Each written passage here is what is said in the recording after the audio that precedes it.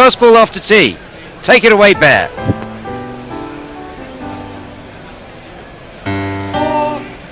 Thank you. Short and sweet. Sorry, Zahir. Keep going. Yeah. I was just saying that in 2018 he produced the second best average ever of a pace bowler who took 30 wickets in a year, only bettered by Shoaib Akhtar in the 2000s.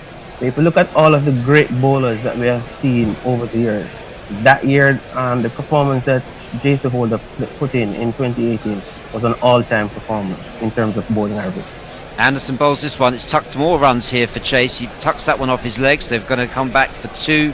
There's a possible third run coming on, and that is, I think they've taken 3 there. Well, Zahir, thank you very much for joining us from Kingston, Jamaica. Great speaking to you. Encyclopedic knowledge of statistics. We're going to invite you back on, we hope, from Falmouth in Jamaica, not Kingston, Jamaica. Thanks very much, Zahir. So I'm going to take you through some ball by ball now with John O'Gordon's come back, and we've got also on comments, we're very happy to have with us another special guest in a moment. 1 second, as Anderson bowls to Dowrich, this time is on strike and plays that one just behind point, and there's no run. We've got a man who knows these West Indies batters better than anyone, and that's Toby Radford, who was the West Indies batting coach until very recently. Toby, welcome back to you. You must be very pleased with the way things are going.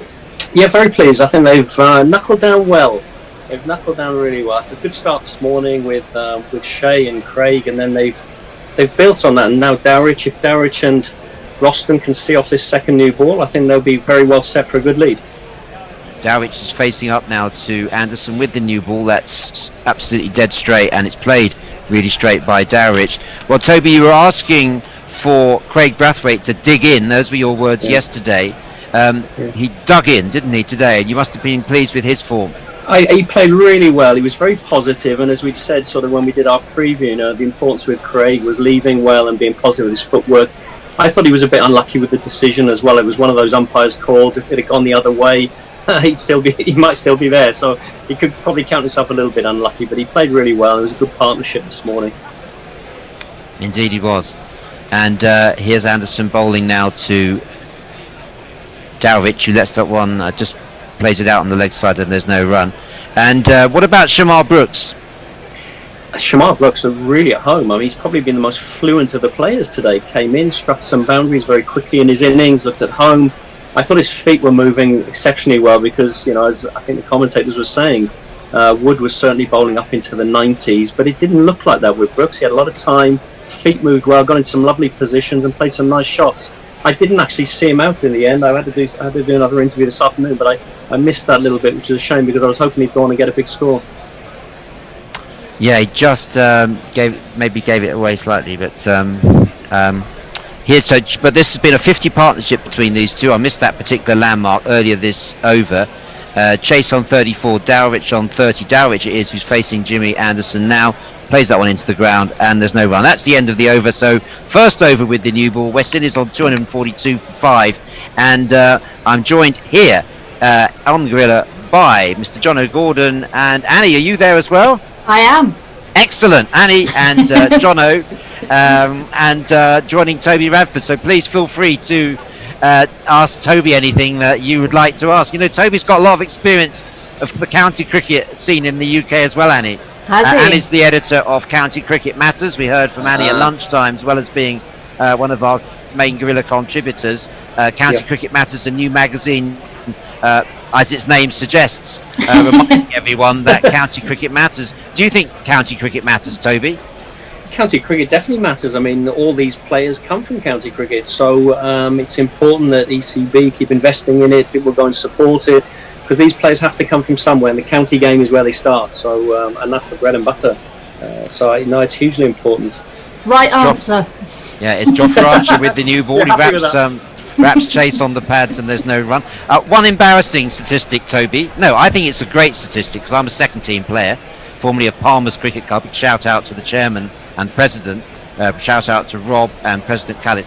I was always in the second team, and you told me you scored 47 centuries at second team level, Toby. I wish it was 47. It was 27. Oh, 27. So you've added 20 on. I'm happy to take them. They'll be cheating. No, still a lot. Still a lot. Yeah, it was a few. Yeah. Yeah. Here's Archer. It was long time ago. Goes to chase that. He tucks that one down to long leg. They run a single. I mean, I know what you're thinking. I can see Annie's thinking this. How come you didn't play for the first team if you scored so many centuries at second team? That's what I was thinking. You're right. Yeah.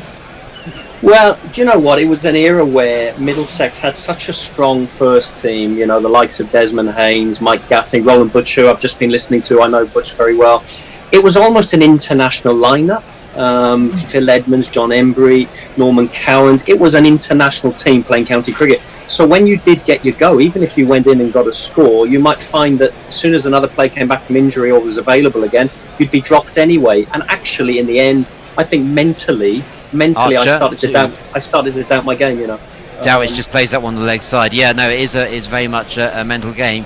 And West Indies are 243 for 5. Chase 35. Dowrich. Tell us about Chase. We were saying that he was like an immovable object before Toby. Yeah. No, he is. I mean, he's had his hundreds. He's played some long innings. He got 100 against Pakistan a couple of years ago in Dominica, I think it was. He's normally an outstanding player of spin, and occasionally it struggles a little bit when it's swinging around. But Archer bowling to Dowrich, goes up on his toes to play that one down. Watching today, Dave, I mean, this colour's changed. This pitch has changed colour. I mean, yesterday had that green tinge, a bit of dampness underneath. It's looking quite brown now, and I wouldn't say flat, but it's certainly flattened out a bit. And I think England then have had to go shorter to use their pace, but then you're losing that movement. So in a way, as long as West Indies can keep sort of, being solid on the short ball, I don't see the same amount of movement that Jason was getting from a fuller length yesterday. Here's Archer bowls, and that's played out by Dowrich straight to square leg. Rory Burns, there's no run there. It's great to see Chase playing this real anchor role, isn't it? It's brilliant to see. Yeah, I mean, the middle order, I think the stats have been shown a couple of times today where the middle order and Dowrich and Holder have actually been scoring, a greater number of runs than the top order in the last sort of year and a half. And it's a solid middle order. I mean, Dowrich has always been a good player, got good technique. Roston the same, and obviously Jason to come next as well. So it is a decent middle order. Archer bowls, today, and that wraps Dowrich on the pads. Archer looking up there as if to say that wasn't too far away, but there's no appeal from him. More in frustration than anything else. That's the end of the 82nd over with Chase on 35, Dowrich on 30. West Indies at 243 for 5. Toby, I was Jono here, mate. I was talking to a friend of mine during tea who used to be a quick bowler for Notts, and we were discussing the kind of Mark Wood effect. I'd be interested to get your opinion on. He's almost a bit of a thankless task in this test, isn't he? Because he's obviously the kind of replacement for Broad, if you like, with Broad having been omitted. Yeah. I mean, could you fathom a pitch more unsuited to where Mark Wood's going to be have an effect? I mean, it's almost him out the game before he's even started, right? No, I agree with you. It needed someone whose natural length is a bit fuller, that gets up there and gives it a chance to see more swing. I mean, and look, Broad we know he's world class. He's proven that with his stats, and he goes that little bit fuller. He's got the ability to go round the wicket to the left-handers and get that latest away swing like Roach does. Just to interrupt you for a second, because Jimmy Anderson has gone fuller with that one. He's beaten Roston Chase. That went straight through him, so he's almost listened to what you were saying and bowling a really nice full length there. Yeah. No, but I do agree, and I think the length they've been forced to go by the nature of the bowlers they've picked on a placidish. There's no pace in the pitch really. I mean, I expect beaten Chase again outside the off stump. Anderson bowling, and it swung away, just beating Chase. So it's 2 in a row for Jimmy Anderson over Roston Chase. Is he going to make it a hat trick? Didn't miss the outside edge by too much. What's he doing wrong there, Toby? I think he's because he's moving the ball both ways now. He's not sure what to play. The one before, cut him in half, didn't it? Seemed back, and then suddenly gets dragged into a ball that's a bit wide of off stump. He's probably worried it's going to come back. He doesn't want to leave it, and then you end up playing at one that doesn't come back, goes the other way. I mean, that's good bowling, isn't it? When you're hitting the seam and going both ways. Anderson bowls. This time Chase does get a bat on it and plays it comfortably out into the covers, so a little bit of respite there for Chase. You've really improved the batting of Dowrich and Holder. As you say, they've got better batting average than anyone else in the side, I think, in the last 3 years. Dowrich and that's a statistic I got from Zahir, actually. So Dowrich in particular looks like he's improved. Jono was saying earlier that, and John was saying that he thought that Dowrich has improved a lot since the last tour. I'll ask you about that in a second as Anderson comes in now to bowl to Chase. What's he got in store for him? That beats Chase again outside the off stump. He's bowled 3 absolute jaffers in this over, and my God, he has absolutely beaten Chase up again there. No foot movement, is there? He's stuck on the crease and then playing with the hands. If the feet don't go, you try and do the adjusting with the hands, and you can't do that when the ball's moving like that. You've really got to get these feet moving, you know. But Dowrich has improved since the last tour. He used to be very vulnerable to the short ball. Do you think England should be trying to bounce him out? Yeah, but you've got to have the wicket to allow you to do that, and I'm not sure this wicket is, he's quick enough. Anderson hitting Chase on the back foot this time again, beating him. No appeal from Anderson going down leg, I think.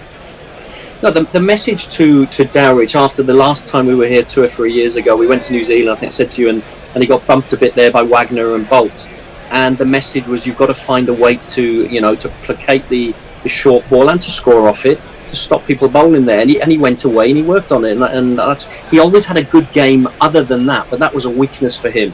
And I think now he's got a pull shot and he doesn't fear the short ball. He looks more competent with it. I think it makes him more of an all-round player. And his stats, he's shown that really today. Good. Yeah, he's batted really well today. Chase is in some difficulty. That's a respite there, because that was a pretty much a full toss on his leg stump. So Jimmy missed his opportunity to finish off the over.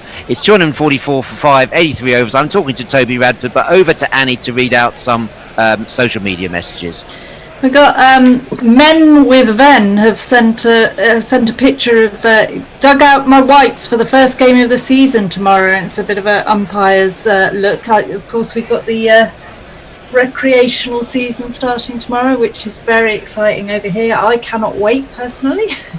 I've got a game on Sunday, so cannot wait. Crick Tracker, we've got Kartik saying hi. We've got Ashad Ali saying so what. We've got Shilva Kumar saying India. So I think they're not sure what match they're watching. And that's from Archer, and I completely missed that ball. That's tucked off his legs by Chase. That's going to go all the way to the boundary, to the mid-wicket boundary. Lovely shot, if I'd seen it, from Roston Chase. Toby, I found the Jermaine Blackwood's innings really kind of difficult to understand earlier. I mean, he's obviously had a fantastic first-class season back at home. He's got immeasurable talent, but just a strange way of going about it. Do you think it's a kind of something they discussed as maybe a counter-attacking? I missed it, but I've had a few messages on my phone saying that he's got to calm down a bit. And funny enough, when I did the preview last week with Dave, and we talked about Blackwood, because I've seen him over the years. When he gets anxious, he gets over-attacking and over-aggressive, and I imagine that's what he did, and it's difficult for me to speak out of turn. I'm working off the messages, and I can picture it in my own mind, and I'll take it and I'll watch it. But I imagine that's what he did. Here's Archer coming into Chase. He plays that one nicely off his legs. Is that a replay? No, it's same shot. Yeah. Same shot. He's just got to find a way, when his beans are bubbling, he's got to find a way to calm himself down and get himself into an innings. He's always going to be an attacking batter, and he shouldn't change that. That's his strength. But there's a difference between being attacking and reckless. And I imagine he was probably reckless today, just going off what I've read and sort of heard, Jono, have I just seen Roston Chase play the same shot twice, or was that a replay? Was that two fours in a row? I believe so. Annie? I don't know, sorry. Let's go, we think 2 fours in a row. Here's Archer bowls. That one's outside the off stump. Chase leaves it. So that was 2 identical shots, so I don't really have any fox there. But there's been 3 balls in this over, so I don't know whether it was 1 or 2, but we'll get it checked out by our stato. Someone will send me an angry message. I was too busy thinking Toby sounded a bit like Arsene Wenger.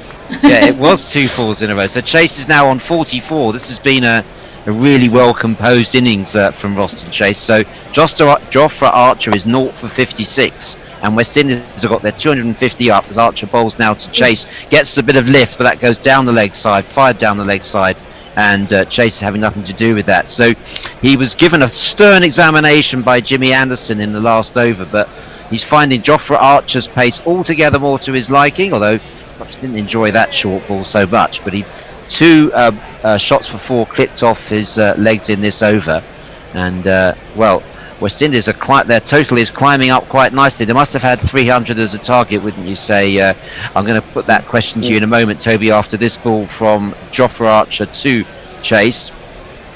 It's a full ball, and it's played out quietly by Roston Chase. 300 lead with 300 score. Would that have been the target? Yeah, I mean, the target generally for Test cricket, we've always talked about batting 4 sessions, and if you bat 4 sessions, you're generally in around 350, and then you're really bossing a game at 350. I mean, if you can get a lead here of 150, look, it's clearly flattening out a bit. It's never as easy second time round to bowl a side out, especially an international team. Bowlers will be a bit stiff. They've got to come back and do it again. Is Jason going to get another 6? You know, it's hard work for bowlers to come back and do it second time round. So, you know, you've always got to pile the runs on while you're out there. Don't think they're just going to fall over, because they never do. Archer bowls to Chase, who just leans back and watches that go through. That's the end of the over. And Annie, to you, social media. Well, I don't seem to have anything on Twitter apart from Guerrilla Cricket talking at the moment. So okay. You can carry on talking to Toby while I'm under pressure from the studio there. Yeah. Because Jono, we were discussing before. You made the point about Dowrich as well being an improved player, but Jason Holder probably the most improved of all the batsmen. 200 in that test, Toby. How did you feel about that when he scored the 200 last year? It was a fantastic achievement for him, and obviously on his home ground in front of his friends and family. He'd been making big contributions anyway in that middle order, so it didn't come as a surprise. It's just here's Anderson. Dowrich covers up, no run. There's no better place to do it, though, is there, than your home ground and in front of your family and friends, and not just 100 but a double 100 for an all-round is a great achievement, really. I've got a big shout out to give. Actually, I've had a message coming through on the hotline for a man that's done more to get cricket back on for Wolvercote Cricket Club. That's Chris Babbs. Big shout out to him. The efforts that he's put in to getting cricket back this weekend have been brilliant and will be greatly appreciated. He's not even playing himself. So well done, Mr. Babbs, for the Wolvercote. Anderson bowls, and that's played nicely, sweetly by Dowrich. That is the shot of the day. He just caressed that ball through extra cover for 4 runs. 1, 2, 3, 4.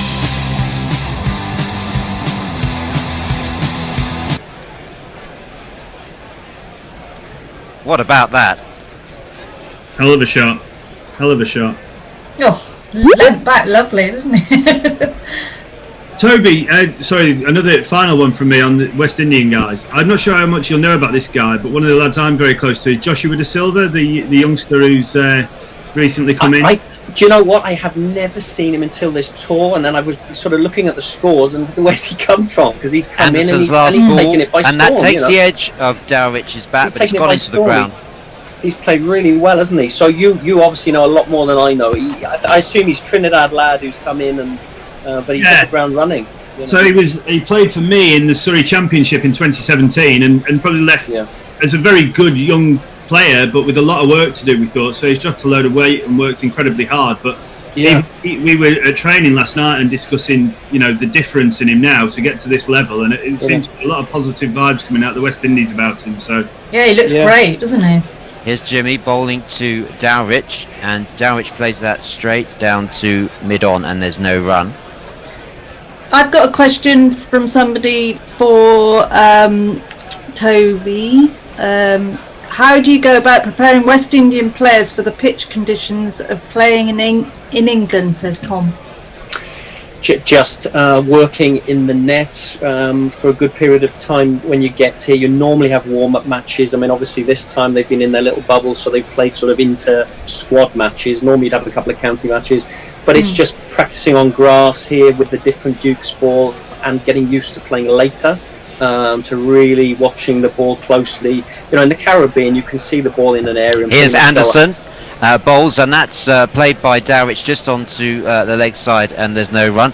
Toby, we can tell you've been a coach rather than a commentator, because every time the bowler runs in, we always observe the traditional silence. You're the man on the dugout. You're the man there. Were you the batting coach when Shannon Gabriel played that big Yahoo and West Indies lost the test match? I was. We batted all What made day. him play? What did you say to him? What made him play that shot? Well, we batted all day to save I'll the stop game. there for a moment. Let's just watch Anderson. Oh, sorry, I set you up there. Here's Anderson bowling, and that's played away through the mid-wicket. It's all action on the field. Dowrich going onto the back foot, swinging that through to the leg side. Chase for Jofra Archer, and they're going to take 2 runs. Dowrich goes 236. West Indies 258 for 5 with Chase on 44. Yeah. So what did you say to Shannon Gabriel after he took that big heat? Well, we had to bat all day to save the game, right, against Pakistan with their great spinners, Yazir Shah. Roston Chase got 100. He batted for 5.5 hours. Shannon Gabriel came out. He batted the last. I think he was in for about 40 minutes. He had 1 over to survive. And for some reason, they brought all the men in with 1 ball to go, and he had an almighty swipe at the googly and knocked the off stumper. Everyone was in disbelief because we batted all day to save the game, and we lost the series on that 1 ball. And I'll never forget, because 40 minutes after the game, Shannon was still in his pads, sitting on the physio's bed with his legs dangling off the physio, with his pads still on, head in his hands, 40 minutes, and no one could speak to him. He didn't want to speak to anyone, bless him. And even in the airport the following morning, he wouldn't speak to anyone. He had his hat on to go back to Trinidad, and it was so sad because we batted all day pretty much to survive this game. You know? Here's Jofra Archer to begin a new over. It's a great story. Bowls to Chase, and Chase takes his bat away from that, and there's no run. Well, Shannon Gabriel was in a much better mood yesterday when he gave a post-match interview on Sky Sports, because he looked very, very happy with his performance with the 4 wickets. He's excellent, isn't he? I mean, he's another one from that sort of 10-year ago high performance centre. Came in as a quick 19-year-old, but a little bit wayward. Roddy Estwick's done a lot of good work with him over the years, and he's a frontline international bowler now. Jofra bowling again to Chase, who calls for a quick single. They're going to get it in the end with ease. So they've got good understanding, these two, both from Barbados. Chase on 45, Dowrich on 36. Is this the match-winning partnership? Is this the partnership? It's an irritating one, isn't it? Yeah. Is this taking the game away from England? Was that Chris Silverwood there being in the? I think we saw on the Hendo wants to come back in. Bear, can you let Hendo in? He was in the waiting room. Instead of the green room, we've got a waiting room now. Yeah. Here's Archer bowling to Dowrich, leaps underneath that one, gets out the way, and shows some pretty nifty footwork as he jogs backwards after taking evasive action from a pretty high bouncer from Jofra Archer. And you don't really need a high bouncer to get over the head of Shane Dowrich, because he's quite diminutive in stature, but it was a good straight bouncer, that one from Jofra Archer. The new ball seems to certainly have worked in the favour of the West Indies. I mean, the scoring rates seem to increase. I think Chase has looked far more comfortable with the new ball rather than the old ball prior to it. Here's Archer to Dowrich again. It's almost identical. This one a bit down, a bit leggy, and Dowrich doesn't have to play that. Goes underneath it. Shout out to Palmer's Cricket Club, who they want to use your services, Toby. I've had 2 players wanting to know how much. Because you send your video to Toby Radford Coaching.com. Other coaching services are available, and you give them a response, don't you? £25 a hit. Archer bowls to Dowrich, covers up, plays it around the corner. More runs here. Could be 2. Dowrich runs the first quickly. No, decides against it. 1 run. Yeah, it's an online coaching clinic, and you give coaching advice by Zoom or by. They normally send 5 minutes of footage across on WhatsApp. Register on my website, send it across on WhatsApp, and then I'll analyse it in the same way I used to do with these guys, and make some recommendations, and send it back. And it's pretty instantaneous. I mean, you know, Dave, I had a look at your batting last week. How did he do? He was all right, Dave. Actually, his batting was a little bit outside leg stump. Archer outside the off stump, Chase shoulders, arms. it wasn't at the end of the facing over. Archer either, so he had no reason to have his back foot outside his leg stroke. Yeah, Right, I I've said, got some tweets. Can I Yeah. get onto tweets? please, now? Annie. Yeah. Thank you.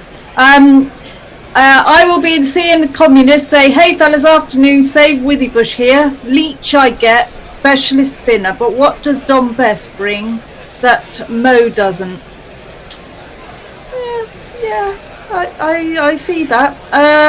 Sundeep Kapadia says, "Always good to see the Windies back. It's been a while, but looks like they've got a good new side." Yep. Abish Chopra says, well, if it isn't the geniuses on Sydenham. Thank you. Dave Wood says, the Twitter sphere has entered the first stage of cricket depression this year, hence why we are quiet. And MJ Constant says, you can know how fast the ball is going or where, but never both.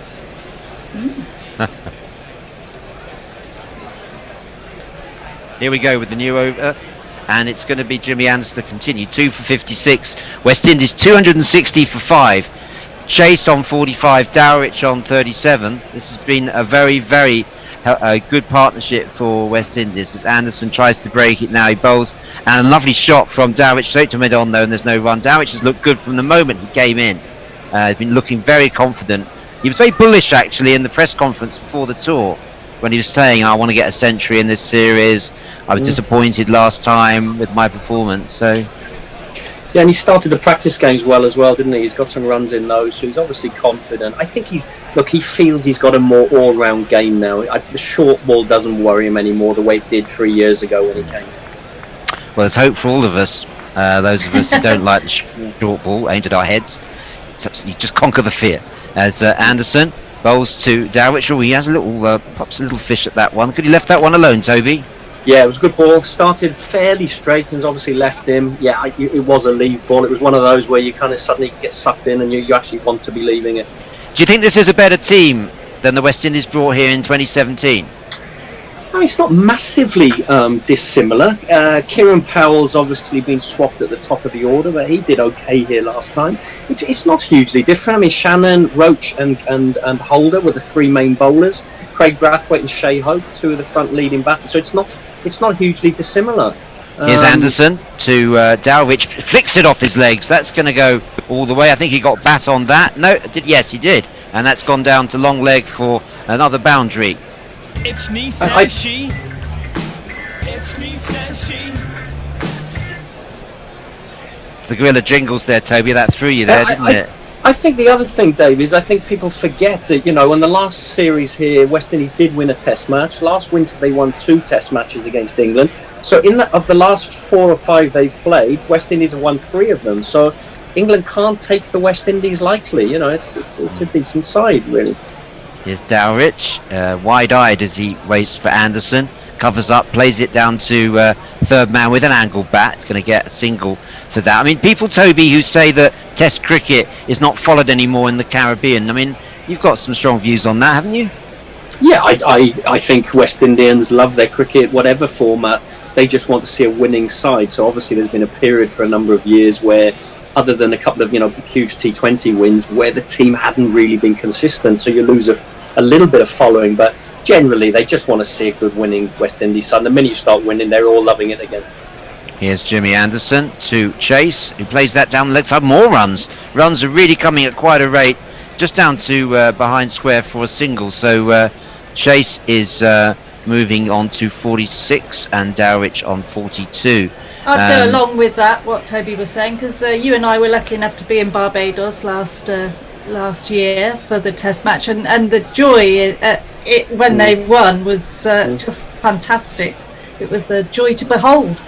Yeah, I think there's been some scheduling difficulties, if I might say that. A lot of test matches have been almost hidden away, starting on a Monday morning and that sort of thing.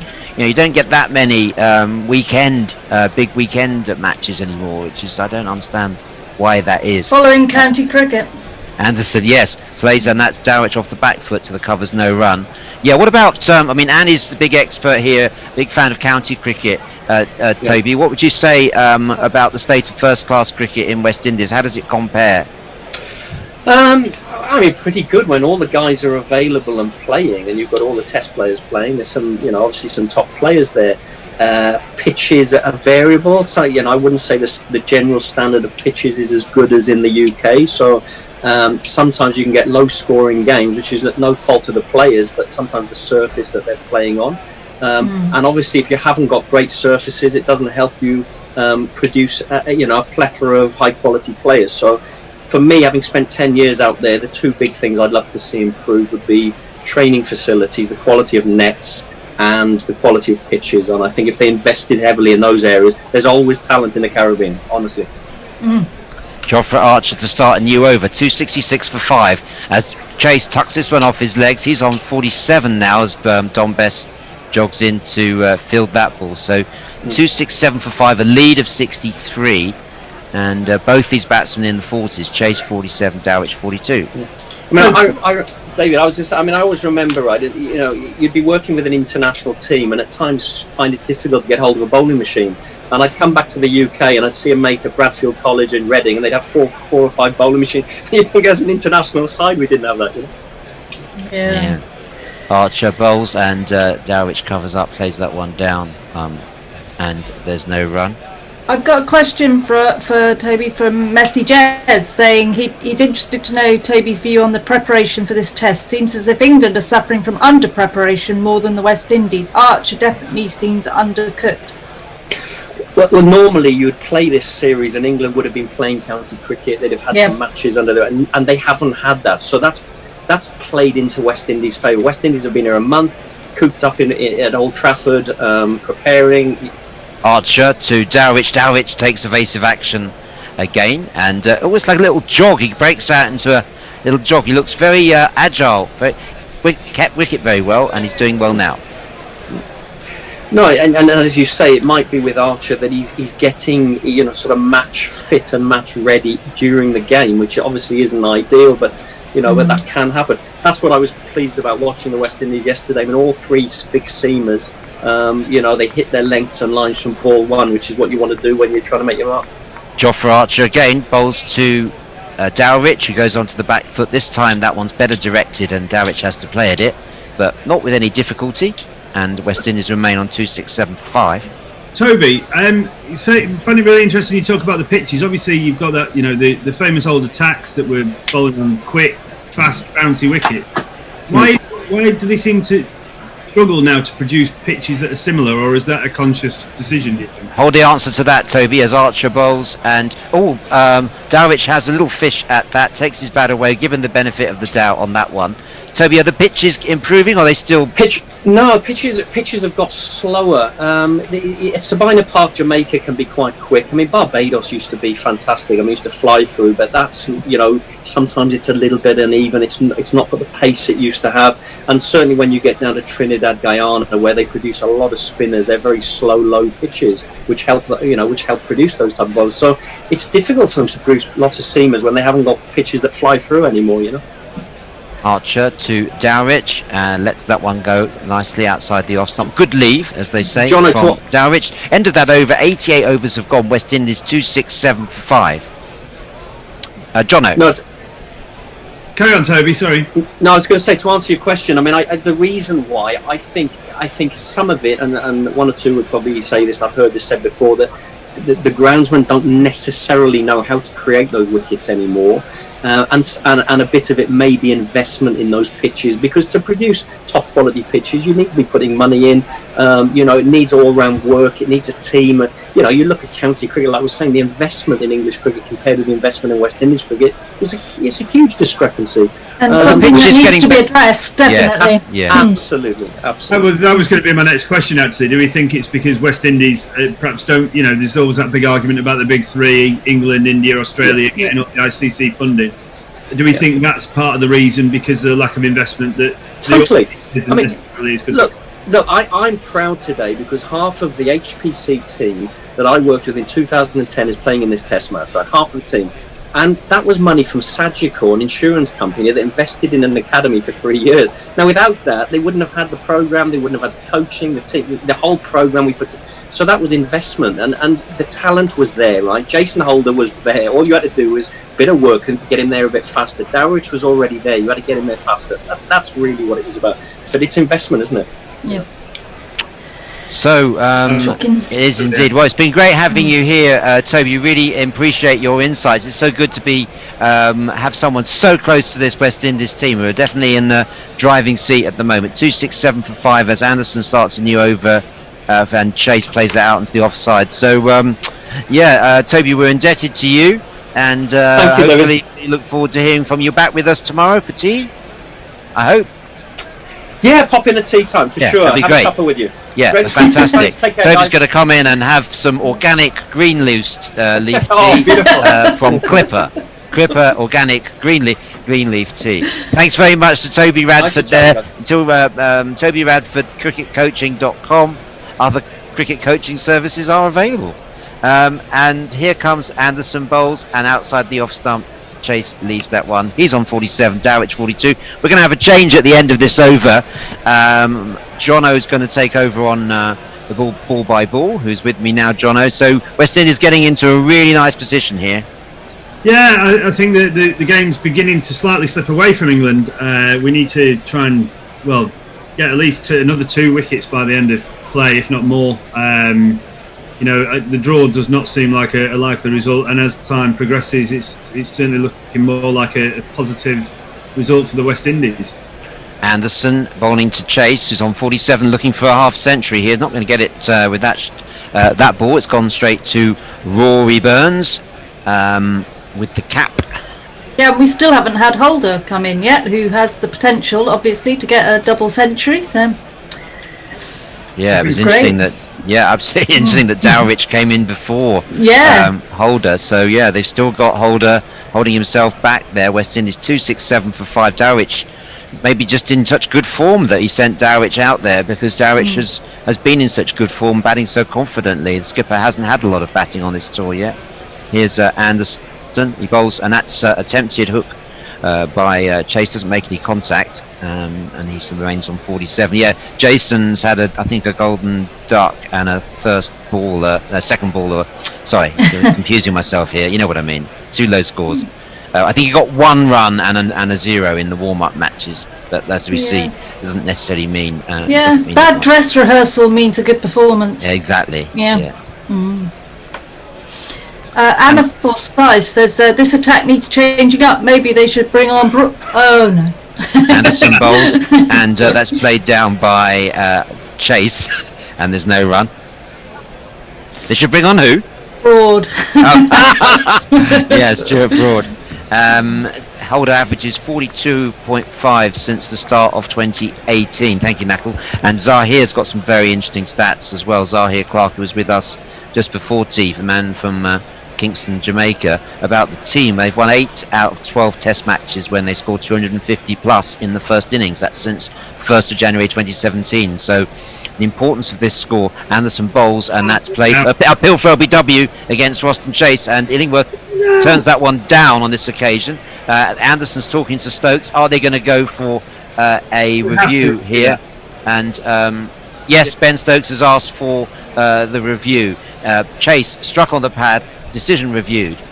That was out. That was out. That was definitely out. Was that definitely out? I don't know. So whilst that review is underway, seems like a good opportunity for me to pass back to Jono, because Tony's going to be coming in, I think, as well. So I'll leave that one to you to adjudicate there, Jono. Thank you very much, David. Thank you very much, Annie. Just watch the replay of it. Unless he's hit it, that has to be dead. Yeah, it's hit front pad and back pad. I mean, that's sure. Well, I'm surprised that Mr. Umpire Illingworth has not given that out on field. But we hope, as many England fans will, that we get a positive result from this review. Ball tracking coming up, pitching, impact in line, and hitting the top of middle stump. Mr. Illingworth, you've had a Barry Crocker there, my friend. Tony? Yeah. What do you think of that one, my old mate? I don't think that was Richard Illingworth's finest moment. I think if you had to ask him to compare taking the wicket of Viv Richards and that decision, he might just go for taking the wicket of Viv Richards. Are you Joel Wilson in disguise? I just heard someone shout from the front room, though. My wife came in 5 minutes ago and delivered me a couple of cans of cider. I don't know what I've done to getting her good books, but I've had a right result. Oh, well. Well. Can anyone hear me? Pardon? Hello, Nestle boy. Can anyone hear me? Yeah, we've got you. Good. Hello. Good afternoon. Oh, dear. Well, eh? So what are your thoughts having watched from the outside for the day? Well, I mean, England, West Indies are in a very good position here. England, I thought at first there was a little, not a flurry of wickets. I thought England were going to get back on top. And then West Indies have played really well. And now we've got the man. Yeah, I think it's been really interesting. I thought Ruston Chase, I mentioned earlier on in the afternoon session, I didn't think he looked that comfortable. But as soon as the new ball arrived, he just looked fluent. Yeah. He looked really good. Yeah. No, it's been it's good. It's good to say. I mean, I think this is set up. It's possibly set up for a very exciting finish. Yeah. Having watched a lot of Test cricket over the last few years with the guys in Sydenham, these matches turn on their head, don't they? Absolutely, can do. Yeah. Hopefully, you think that Don Bess might come into the game a little later on. Yeah. Challenging the inside edge rather than the outside edge as he has done today. And there he is, ladies and gentlemen, Jason Holder. Average of 32.72. It's obviously been 10 more than that since the start of 2018. There, have we got a jingle for the West Indian captain, please?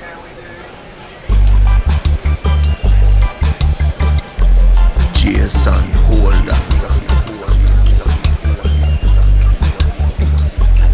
Jason Holder. Marches into Dowrich. Push to mid-wicket. And run. I struggled to see how Richard Illingworth hasn't given that out on field. No. Something in his eye must be. There's one thing, the umpires haven't done particularly well in this match so far, have they? It is tough, though. We've discussed, there was that one earlier on today, I think Tony and I were on comms at the time, where we've all given it out as Archer comes in, second ball of the over, just defended to the point region by Dowrich. We've all given it out instantly, but as it turns out, it's going over the top. These guys, it's not an easy job. It's easy when you're watching it on TV and you've got replays and whatever in super slow-mo. These guys have got half a second to see it and make a decision, haven't they? So, well, DRS has completely transformed it all, hasn't it? Nestle boy, are you on tweets or is that you, Tony? I am, I think. Nestle's is on tweets. According to Glorious Fura. Archer in, just defended down into the backward point region for no run. We've had one in from Sundeep Kapadia. He said, I can't even believe how good it feels to have cricket back on the air. Yeah, us too, mate. Don't worry. We'll think the same thing. And Abhishek Chopra is with us. So good to listen to you. Dave and Annie. Annie, you're a rock star for doing the county magazine. Very nice of him to say. I'm sure she'll appreciate that.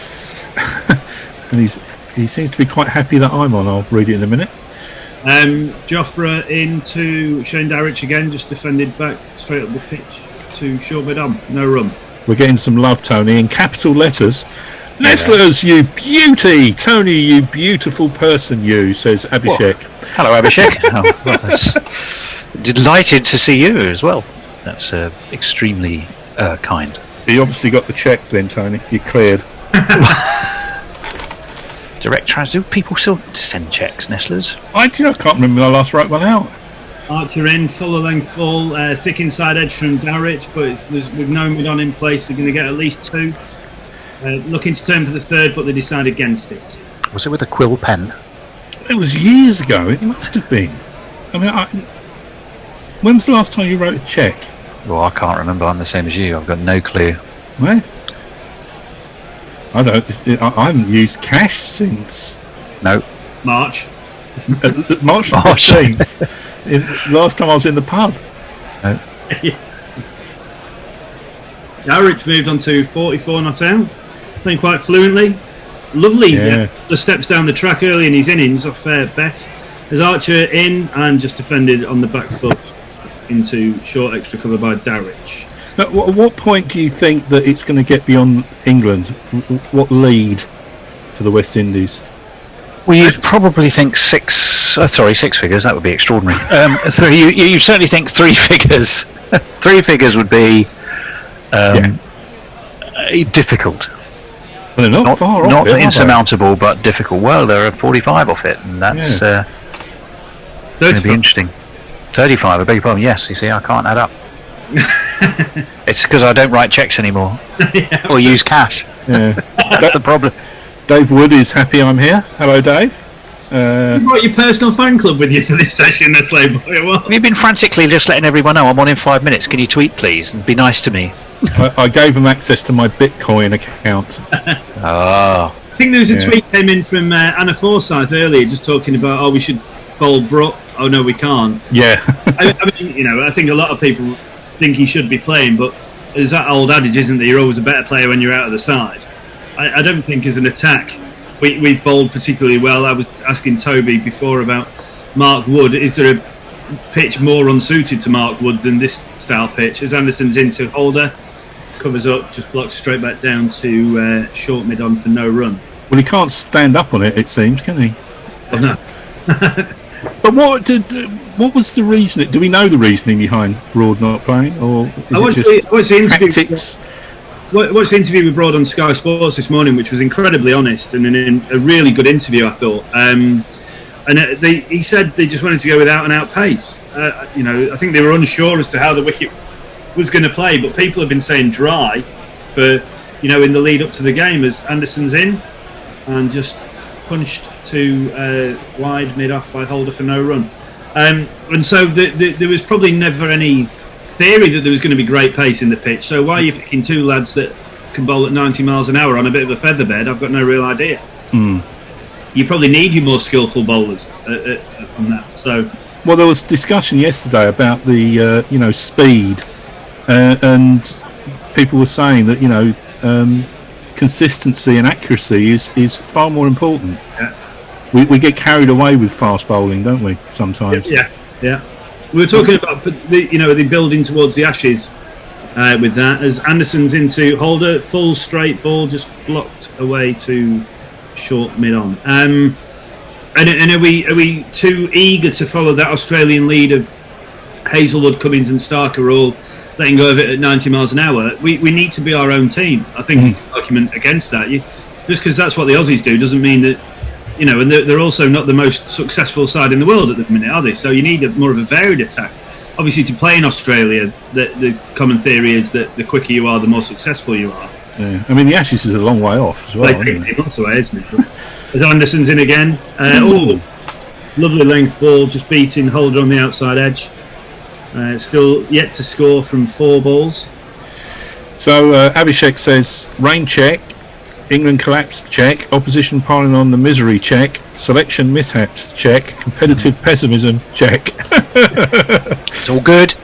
Jeff Perkins says, a check. All Bishop Tony offers me are indulgencies, which, to be fair, I'm in rather more urgent need of. Oh, okay. Anderson in again to Holder, who's moving quite a long way across his stumps as he leaves that one probably 12 inches outside the off stump through to Butler for no run. Sorry, Tony. Message says, he confess he does miss the endless tales of woe from gorillas recounting the horrors involved in travelling to the wilds of Sydenham. Nestler's free bus driver must be missing him. You don't get free bus. I used to get free bus fares from this random driver for whatever reason, and no, I haven't seen him for years. I think they caught him. Oh, he sacked him, yeah. He used to say just give us a quid, and it's like £3 fare. Anderson in and shouldered arms by Jason Holder makes it 0 from 6 balls, the 91st over completed. Straight in his pocket, no doubt. What are your thoughts on this since the new ball, Tony? I think England would have liked at least one more wicket. Anderson, that breakthrough was crucial. They'll be disappointed Archer hasn't still registered.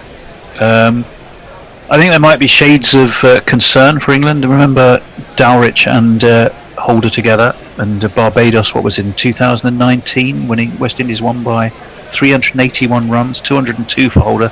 That was a massive partnership with Dowrich. If they can get halfway to the size of that partnership, then this game has gone from England. So England have to strike, and they have to strike fast, however they do it.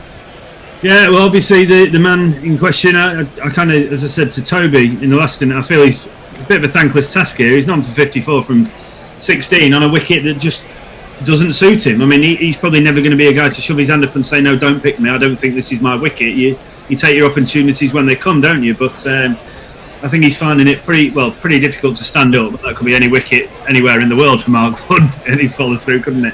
Has anyone ever done that in international cricket? Oh no, I won't play this one. As Wood approaches, full, almost half volley length, just punched to straight mid-on by Shane Dowrich. I agree, Tony. I think we need to get rid of one of these two quickly. You know, obviously Dowrich is 44 off 82. Holder obviously yet to score, but yeah, the sooner we can see the back of at least one of these West Indian players, the better from an English perspective, certainly. We're just watching Jimmy, who's frantically putting sweat and polish on the ball, which of course are both all right. It's just not spit.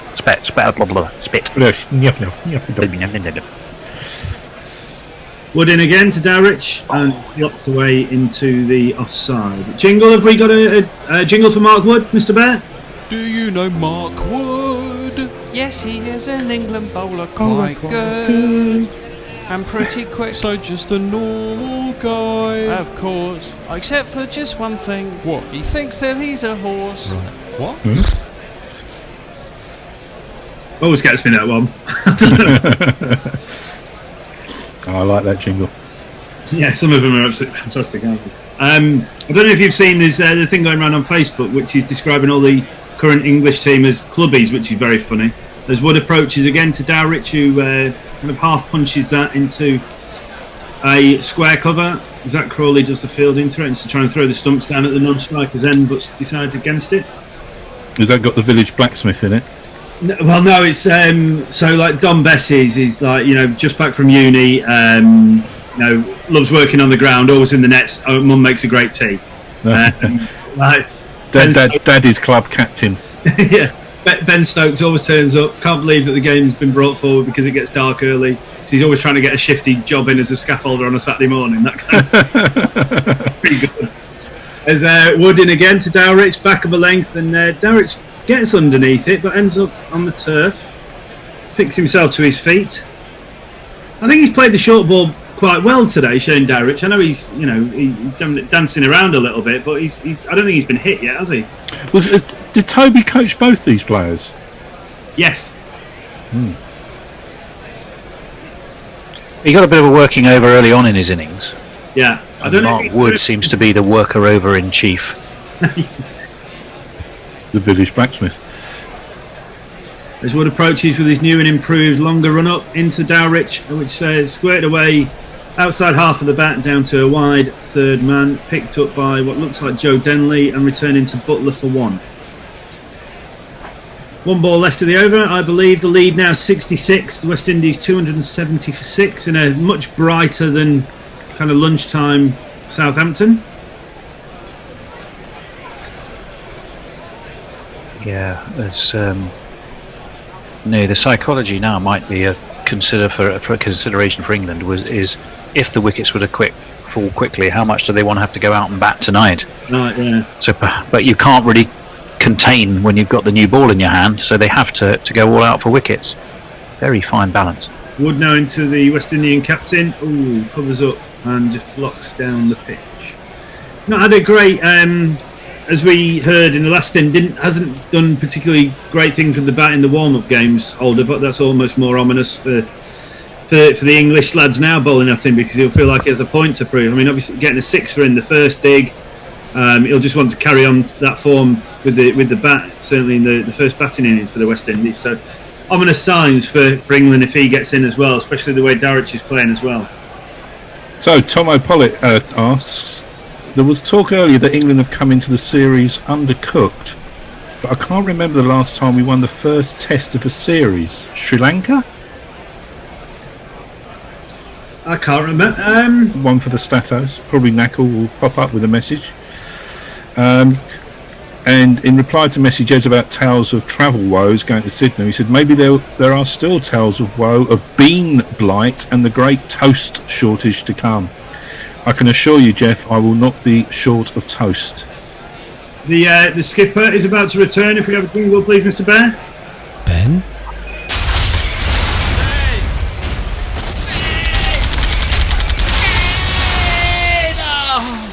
Ben Stokes. Is this a personal thing just to get at Holder, do you think? Give me the ball. I'll show you who's the best all-rounder in the world.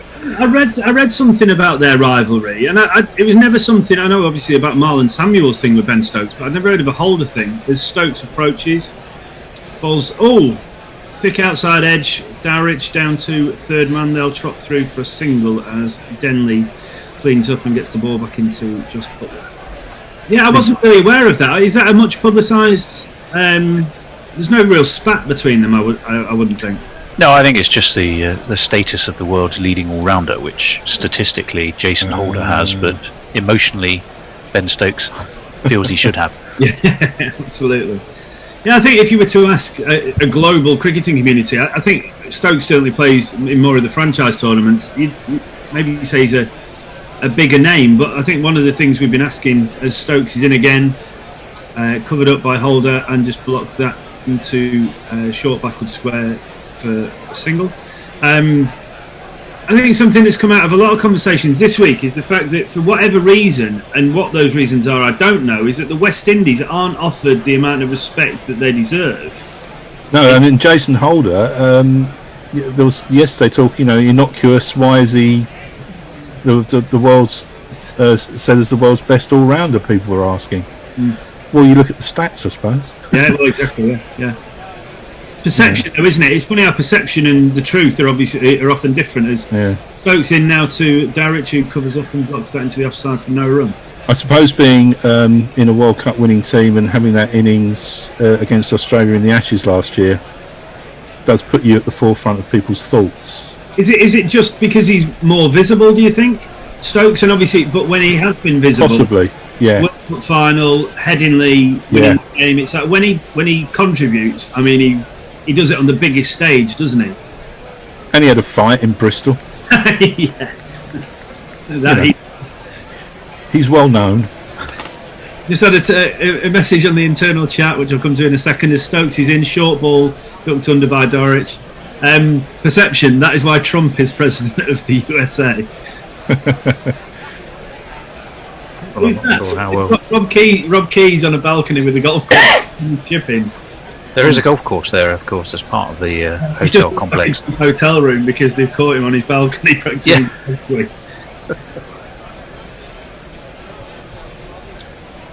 Here we go. Shanks run into the woods behind his. He's funny, Rob Key. So Stokes back in again to Dowrich, who it's a bit of a hack in fairness, thick inside edge through kind of a straight with wicket. It's going to take at least two, you'd think, as Wood goes to retrieve it, throws it back to the bowler Stokes. Better player than that, Dowrich. That's a bit ugly, you'd say, Tony.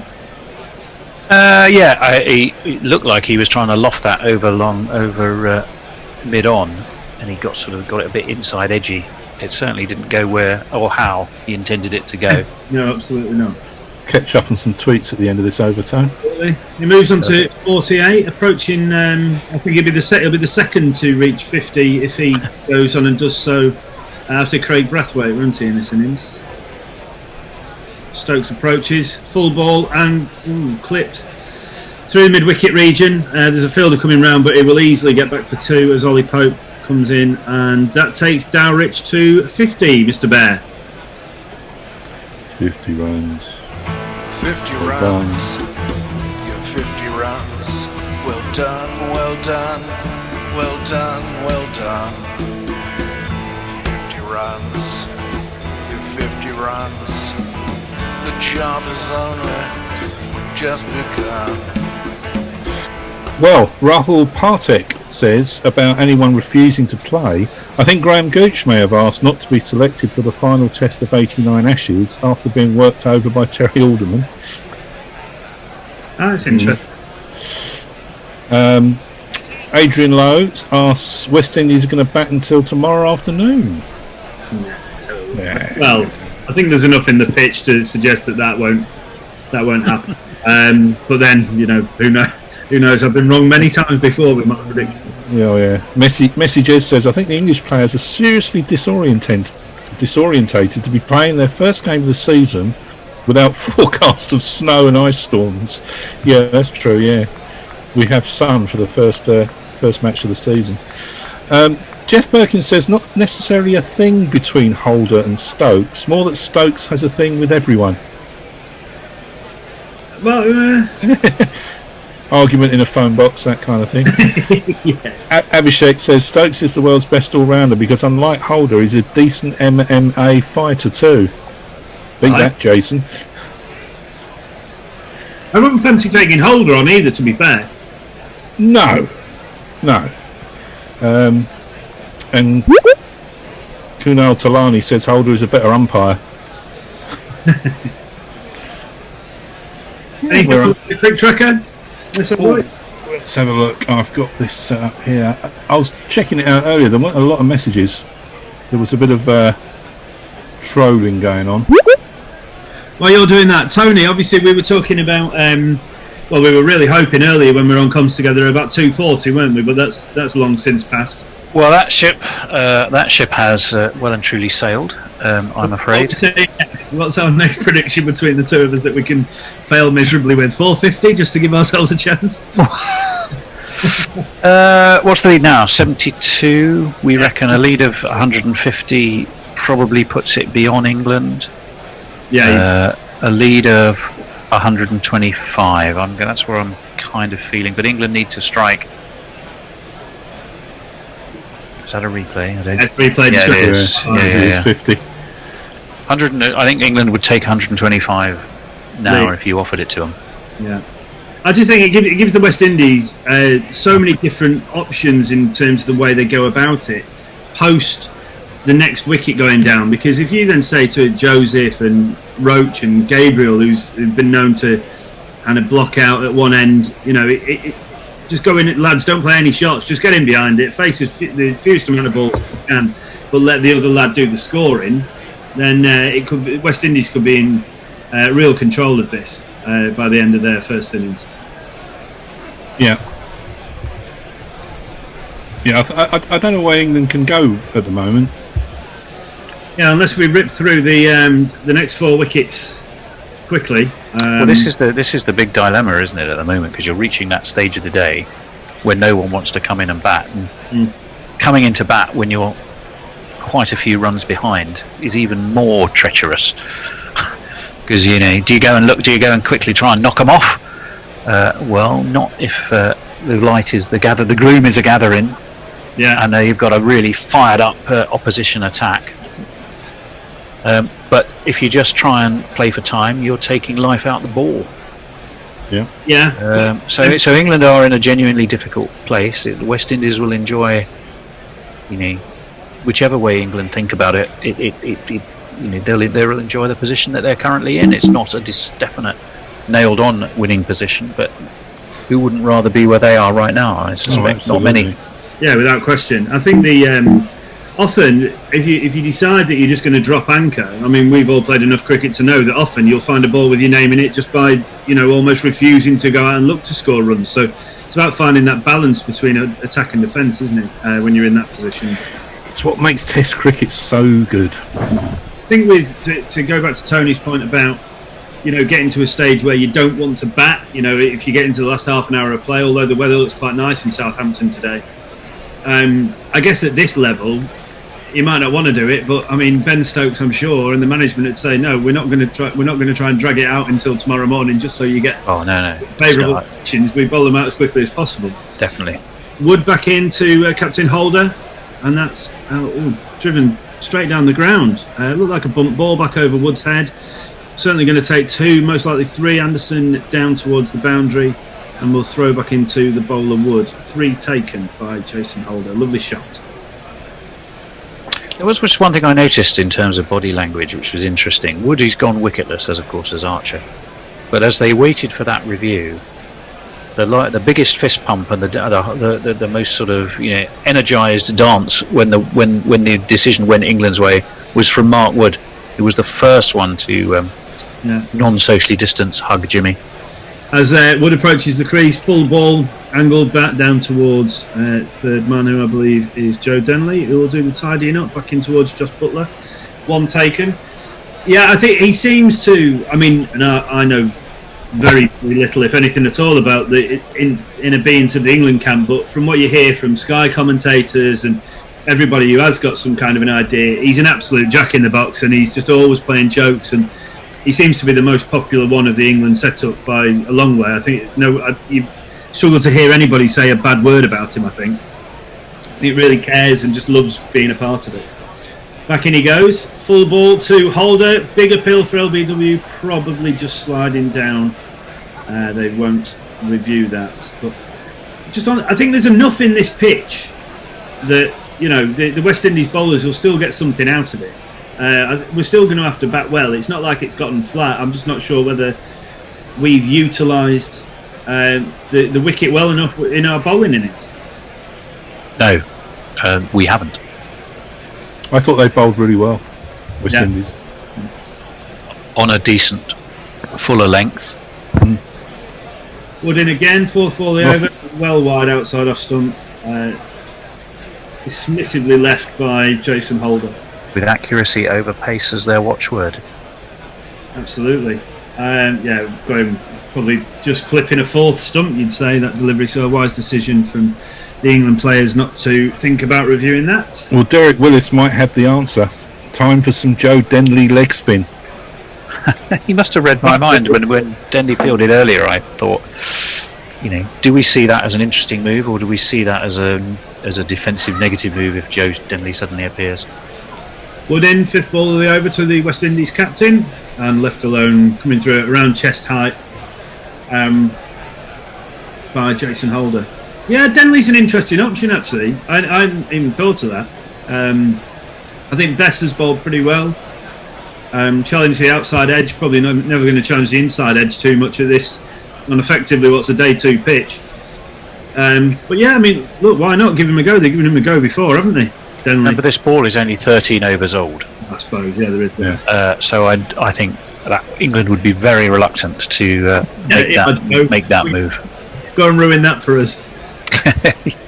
As Holder faces up to Mark Wood again, fuller ball, and that's turned away into the leg side out to deep square leg, where I believe that is Ollie Pope.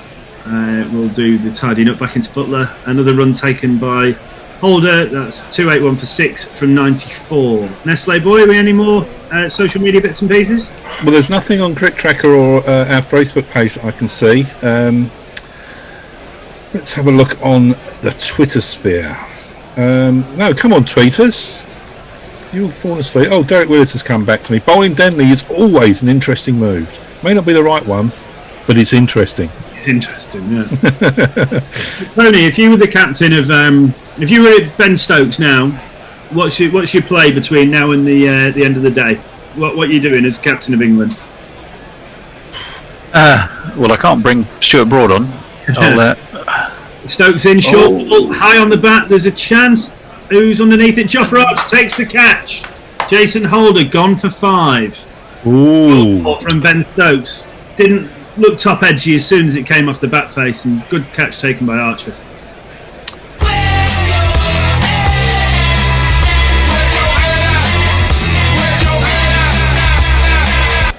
Ben Stokes is now number 1 in the world.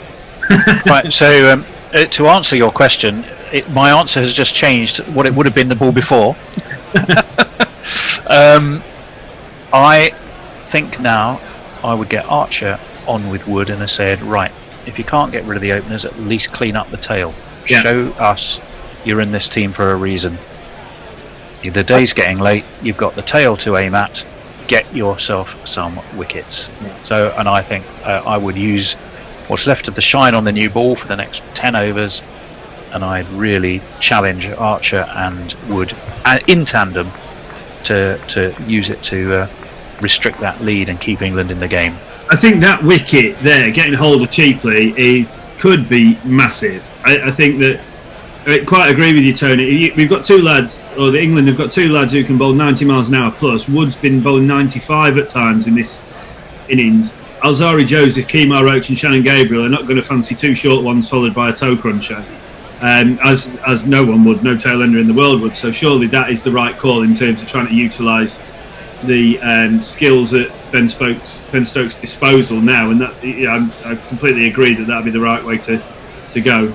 Well, also means, of course, we've just seen that Holder, of course, removed Ben Stokes with a good ball that Ben Stokes would have just feathered an edge to, didn't he? Yeah. That one was more a case, I think, of Holder being tempted into a pull which he just didn't execute right.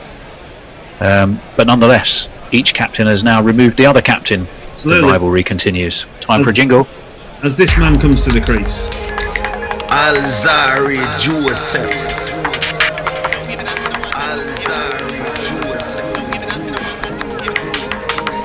Alzari Joseph.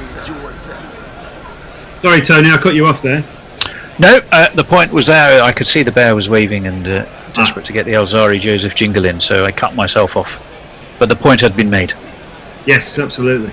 Woi Pom seems to have switched allegiances. He says we're doomed. Stokes in, left alone by Shane Dowrich, down the leg side to Joss Butler. After that wicket, I think England might have a little bit of a spring in their step now. I mean, how deep do these is the Windies' tail? Well, 9, 10, 11, they're all, you'd say, genuine bowlers. They can all bat, I think, and can hold an end up, but as you say, with Wood able to send it down at 93 to 95 mile an hour, the Stokes is in, short ball to Dowrich, left alone, ducked under through to Butler for no run.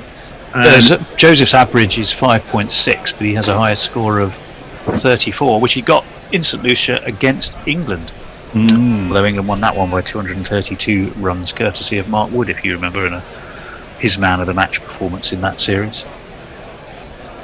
Well, worked for Archer as well, I think. He took that judged that perfectly. You'd have wanted him to take it, and you'd have been desperately disappointed if he hadn't.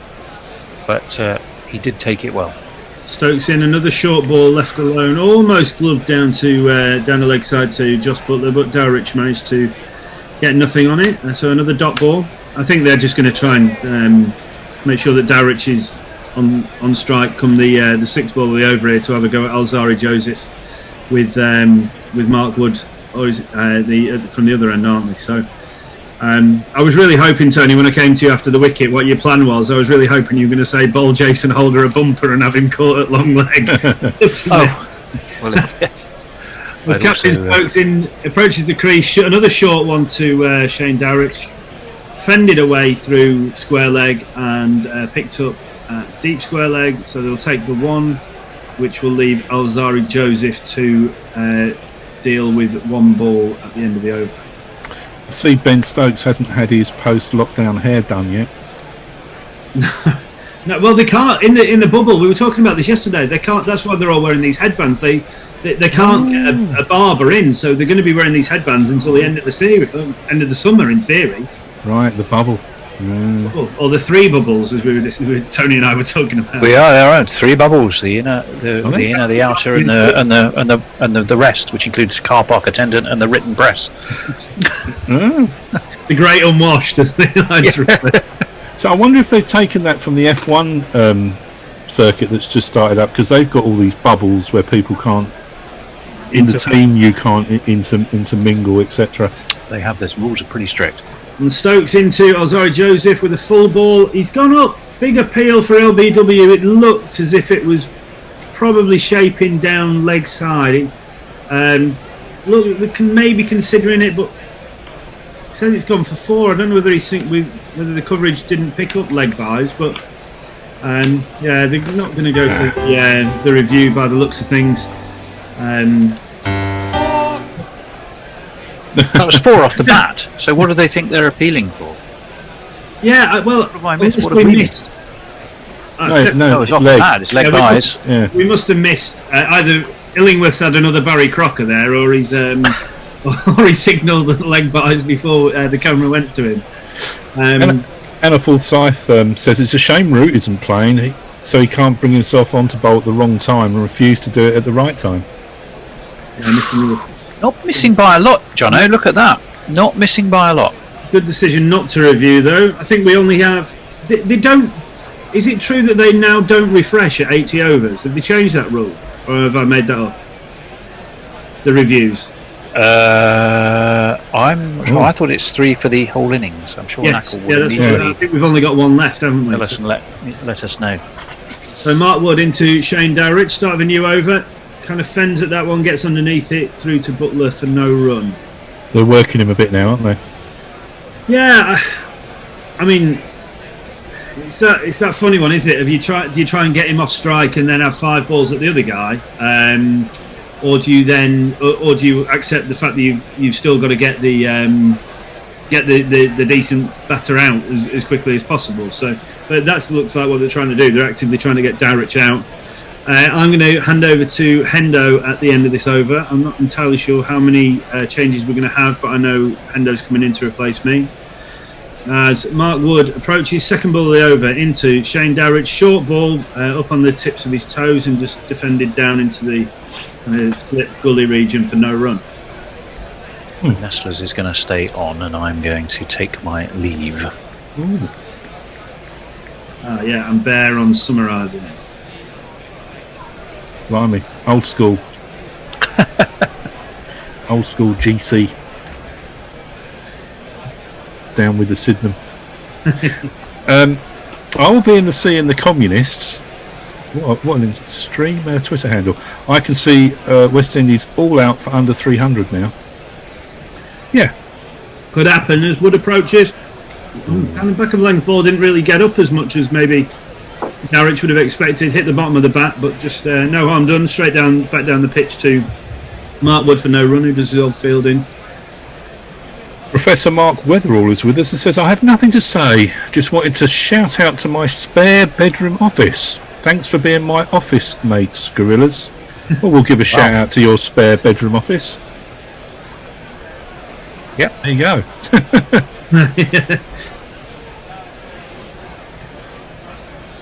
Wood, top of his mark, turns, fourth ball of the over, in. That probably looked a little bit more uncomfortable for Dowrich as he fended him off down to long leg for 1 run, giving Mark Wood 2 opportunities at Alzari Joseph for the final 2 balls of the over.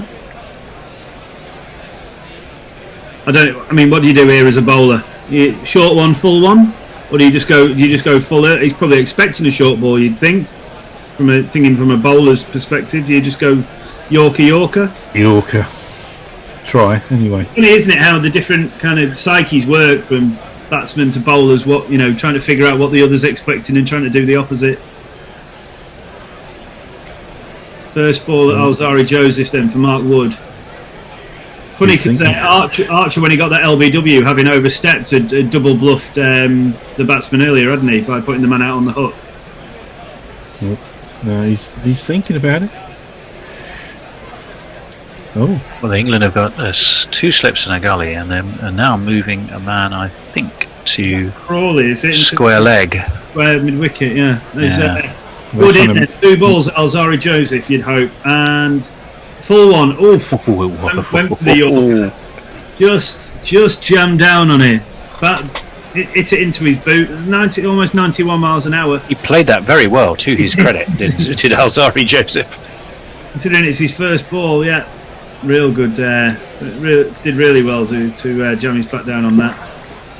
I can imagine the ball on his left foot is now screaming at him a little bit. Not very pleasant, those ones. So do you go short with the next one? I'd go Yorker again, I think. You go Yorker again, okay. Let's see what he goes with. As Wood into Alzari Joseph. Oh, catch! Ooh, what's that? Oh, he's absolutely slammed him back through straight mid-off. One of these. 1, 2, 3,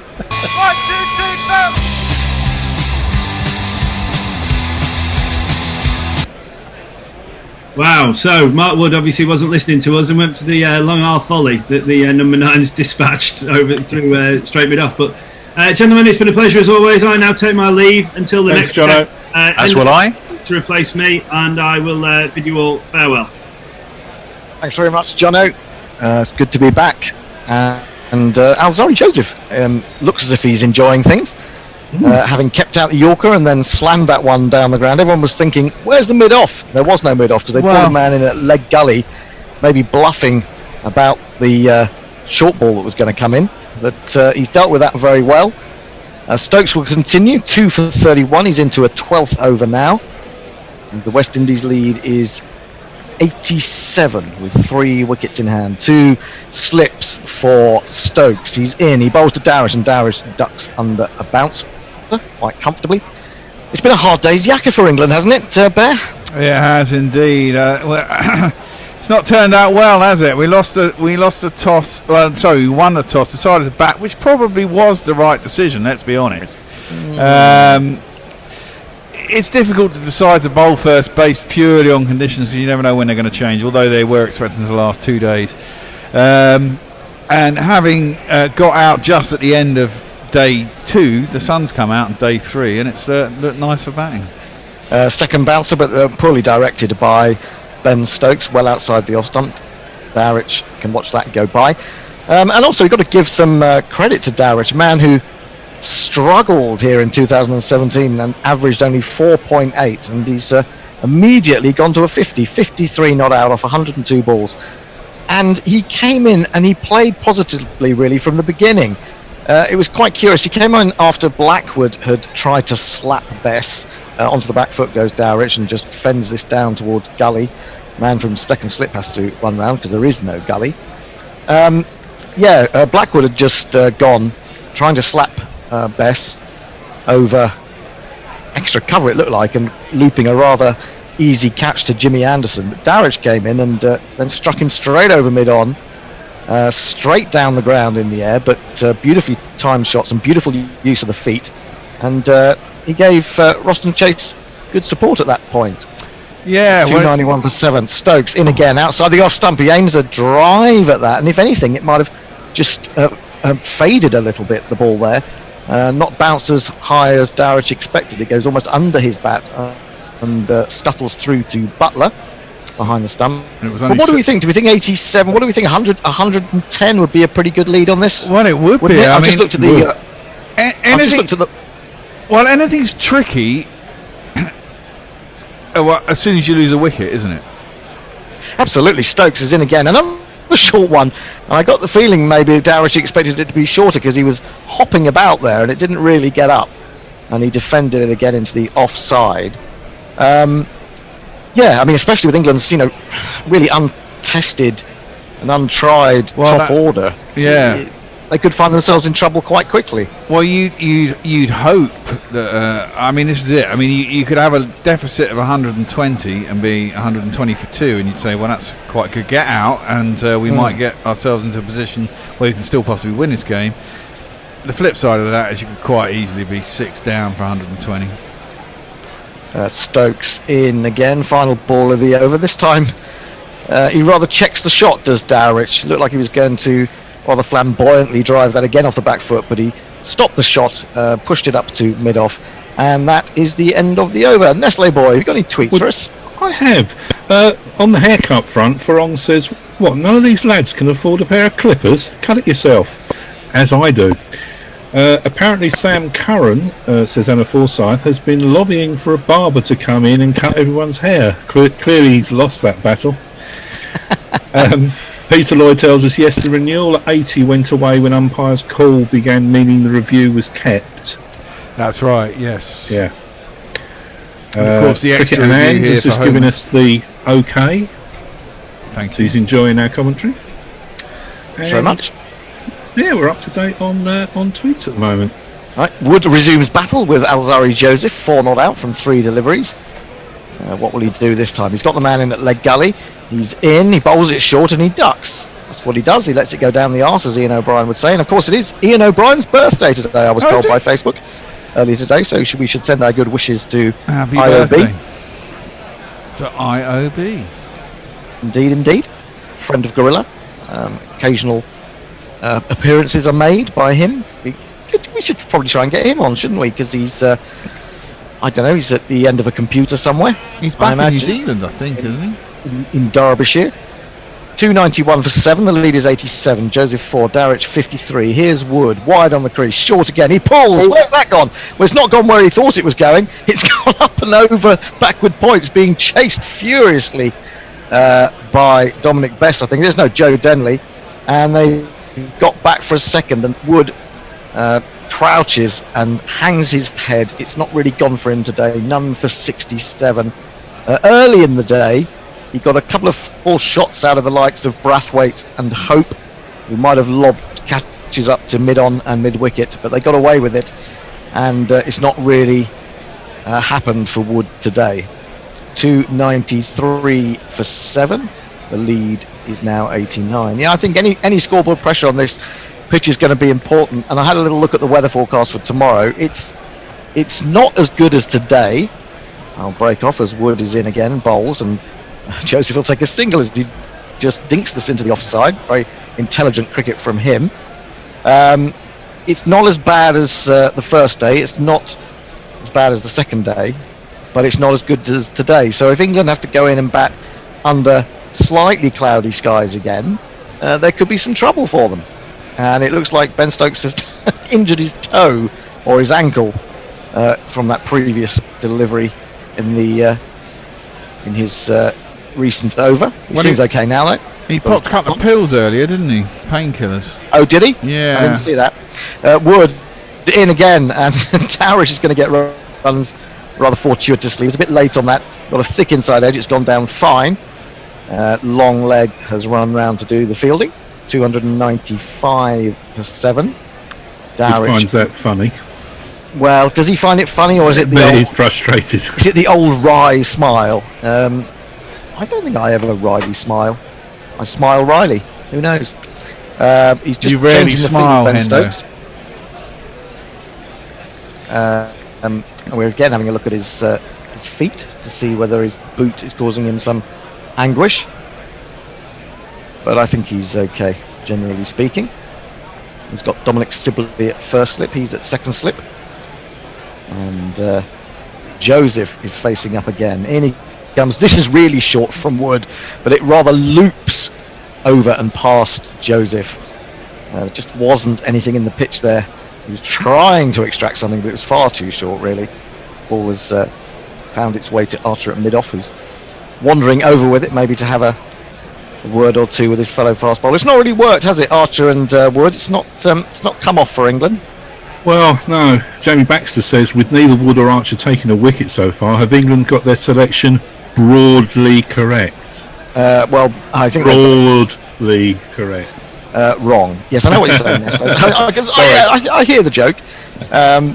Here's Wood again, bowls, and Joseph again waits for this and just taps it into the offside. There is nobody at extra cover, so there's a wide gap, and it means that mid-off has to do the fielding. They take another single. It's the end of Wood's overs, 296 for 7. Yeah, I think England got this totally wrong. I've just been reading the article on Cricinfo about Broad's interview before play today with Sky, and he was angry and frustrated not to be picked after his efforts in South Africa and against Australia last year.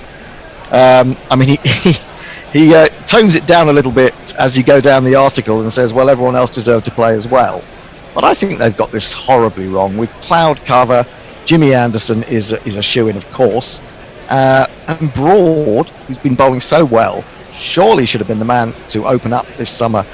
If you're looking to the Ashes, you don't really need to see whether Wood and Archer are going to do it together immediately. In Southampton, in the middle of 2019 after a pandemic, you go out with your best side, and I did say that, didn't I, on day one? I think he was the man in possession, and it was interesting that someone mentioned earlier, it wasn't Mash, but maybe it was John B, that in football, or in the case of the wicket-keeper, Butler's the man in possession. We all know there's better keepers, but he doesn't get shooed out.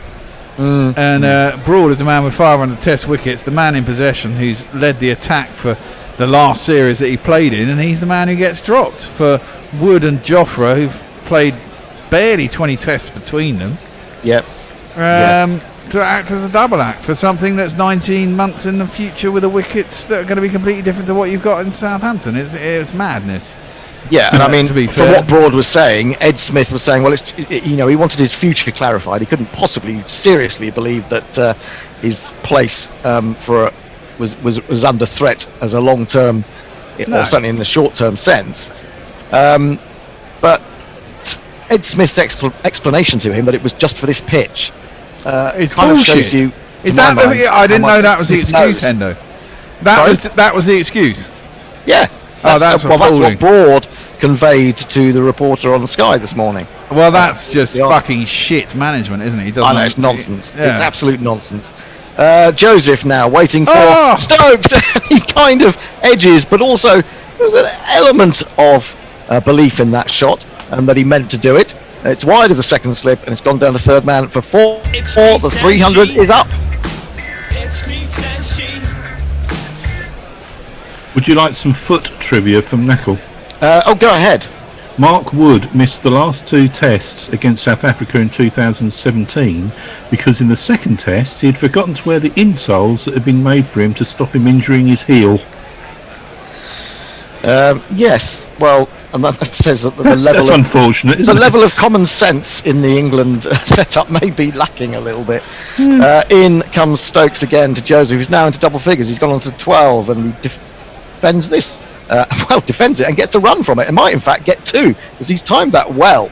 And Dominic Bess has chased that to a position around about deep cover, and they've got back for the second. 302 for 7. Joseph has moved to 14. Dowrich has 54, and the lead is now 98. It's time for a Durban Oak tweet in which he says, "We do." We've already had that actually. Well, I was expecting it several times actually. In comes Stokes again, bowls. He's lifted this one up and over the slips. Beautifully played by Joseph, and that has gone down to another untenanted third man for 4 more. 1, 2, 3, 4. 3 figures. Yep, the 3 figures lead is up. It's too short from Stokes, and actually not of great pace. Seems to be quite pleasant for the batsman, the pace at the moment. Stokes rubs his eyes as if he can't believe Joseph has gone on to 18 from 11, but he has. Still a ring of 3 on the offside, 2 on the onside, 2 slips, a long leg, he's in again. Ooh, now what's happened there? Has he bowled him? I think he might have done. Yeah. He's got an inside edge. He has, onto the stumps. He somehow snuck it through, and Joseph goes for an enterprising little knock of 18 from 12 balls. Now you're gone.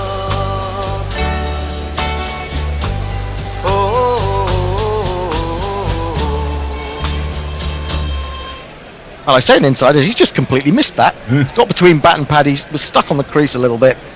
And Stokes, I understand, is not really celebrating greatly because I imagine that the name of Alzari Joseph as a victim isn't the one that he's wanted for many a year, but it's important for England because they need to get this West Indies innings over smartish, I would say. Yeah. Is there an earthquake going on in Wimbledon at the moment, Why? Hendo? What makes you think that? It's just that you're shaking. Am I? Have you got the laptop on your lap? I've got my laptop on my lap, You're that's what shaking I'm your doing. legs. You look like you're in an Am I earthquake jiggling zone. about? A little bit. Yeah. Okay, there you go. Knuckle is suggesting that Smith has said that he had no say in the whittling down of the 13 to 11. In that case, what's he doing there? I'm just about to say that. So what's the point? Can I have his job then? I select 13 but then have no say. And I mean, if Root was involved, why was he involved? Because he presumably was in Sheffield rather than in Southampton. My intentions were. So I think that's all a bit odd. Yeah. Smith, I think, might say that. I'm not sure I believe him. 306 for 8. The lead is 102. And out to the middle comes this man. It's Kemar Roach. He ain't no dope, he ain't no weed. That Kemar Roach, he deals in speed. There goes Kemar Roach. Stokes still has a couple of balls in this over. It's 3rd wicket for the England stand-in captain. 3 for 41. He's in. He bowls, and Roach snatches the bat well inside the line of the ball, and it goes through to Butler. I saw Jono also just chatting about this Broad interview with Sky. He says, I thought the Broad interview was brilliant. Obviously angry and upset. He said enough, but not enough to get him in trouble. I think, although I felt sort of as the article went on, he was rowing back. Having said those things, he then said, well, everyone deserves to play, really. Sam Curran and Chris Wokes, they deserve to play. We could have had 16 out there. Stokes in again, bowls, and Roach ducks, but I think he may have coned him there, and it might have looped off his helmet into the hands of Butler. Anyway, that's the end of the over, the 99th of the West Indies innings. They are 306 for 8, 102 ahead. More tweets. Mayank is with us. He says, quoting the Bear, that's just fucking shit management. This is why I love to listen to Guerrilla Cricket. Yeah, we don't fanny around. Mince our words here. It is. And Muttley's with us. Woof. Hey, woof. He's been popping in and out intermittently, not looking good for England. Wicket! Famous last words. Well, I still don't think he's looking great for England. It's not. How many runs have we had today? We've had 57. They started on 249. We have some GPLs as well. We do. That's exactly what I was going to talk about, as Wood begins another over to Dowrich. Again, Dowrich expects the ball to come off a little bit quicker than it does when it's been pitched in short. So he's jumping a little bit and then finding, hasn't quite got here. Defended anyway, up to mid-on. The GPL entries that we have today are from Messi Jez, 253, 263, 273, 283, and Ombro Nuevo, he's an outlier at 363, I'd have to say. 249 scored so far, so definitely got to say that Messi Jez is in the hunt, as Wood into his 21st over. Approaches again, he bowls outside the off stump, played off the back foot. They're looking for a single here. Round comes Zach Crawley quickly, and they think better of it. And there is no run. In this uncertain time during the world that's going on in the world at the moment, it's nice to see things that stay the same, like Messi Jez picking things with threes on the end. Absolutely, yeah. Absolutely. I mean, that's comforting, isn't it? It is. I feel comforted. We'd like more entries, of course. Yes. We would like a lot more entries. We were going to talk about t-shirts today, but we haven't really had time. Maybe we'll talk about that tomorrow. We've got a lot of t-shirts. Well, not a lot, quite a few. Some of them from the World Cup last year that the ICC banned us from selling. And design. Wood is in bowls. And, has he got a little edge through there? No luck still for Mark Wood. He's just played and missed, poked at that one, Dowrich, a little bit. We've got a number of t-shirts, the old famous ones with No Surrender Percy Fender on the back. We've got quite a few ladies t-shirts. We've got the ones from the World Cup. And what we were thinking, and in fact, let's do it now. Why not do it now? We've got a captive audience, hopefully. If you would be prepared to go to patreon.com/Guerrilla Cricket and donate $10 or more a month to keep us going, as Wood turns, top of his run, comes in, bowls, and Dowrich plays that into the onside. Comfortably enough, there is no run. We will give you one of those t-shirts. Let me do some plugging. Hendo, let me do some plugging. So in a way, I'm just going to say, in one sense, you're going to get something for nothing, but in another sense, you're going to give us something. And there is one of them. The Bear is holding one up. They're a brilliant design. It was a joint effort, my suggestion, and then it was one of Taz's friends who put the design together. And when we started advertising it during the World Cup, the ICC started getting a little bit... they got a bit antsy. Yeah, Nancy. Antsy, as the word should be, not Nancy. He's trying to leave this one, Dowrich, ball outside the off stump, but doesn't get the bat out of the way quickly enough. But he does negotiate it safely enough as the ball ends up rolling towards Stokes at second slip. Now, this one is actually a rarity.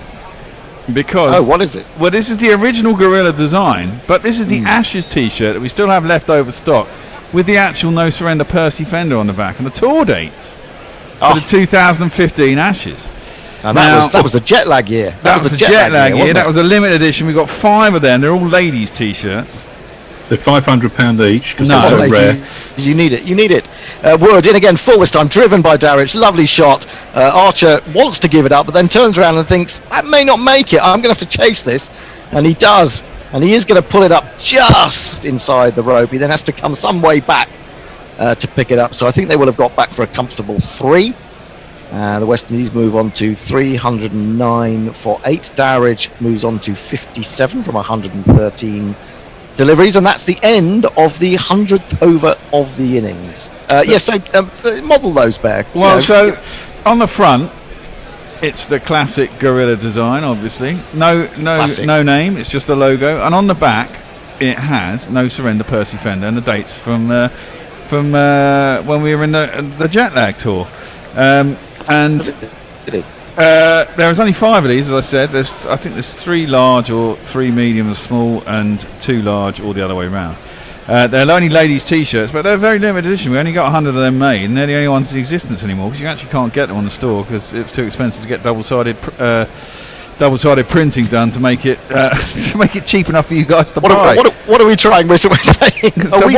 What we're saying is that these are very limited editions, and if you become a $10 patron, of course. Yeah, we'll get an email address and we'll send it to you. Not only do you get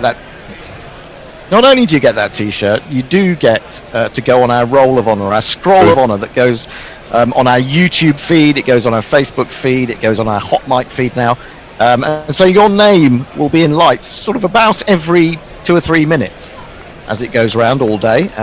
Dowrich waits for this one and will get a single as he guides it away. In fact, he's going to get a lot more than a single. He's going to get 4 runs. I can't believe that.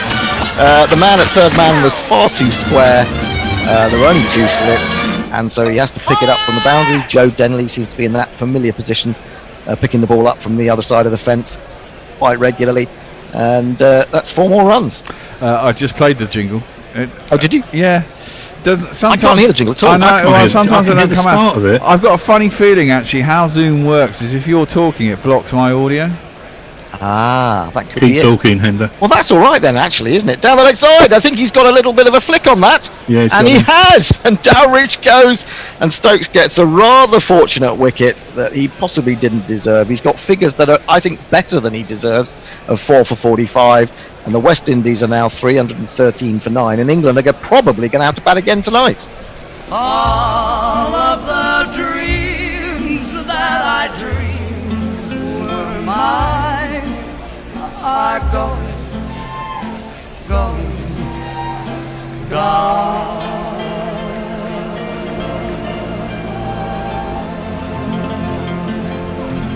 Yeah, it's a good knock from Dowrich, but he was far too early on that, and it was halfway through the shot and just got the thinnest of edges through to Butler going down the leg side, and he is gone. But it's a good wicket for England, but it means there's going to be perhaps a little uncomfortable period for them this evening.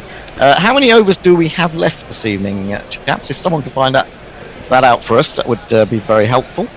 Knackle will tell us on the chat. I'm sure Knackle will tell us fairly shortly. So yes, patreon.com/Gorilla Cricket.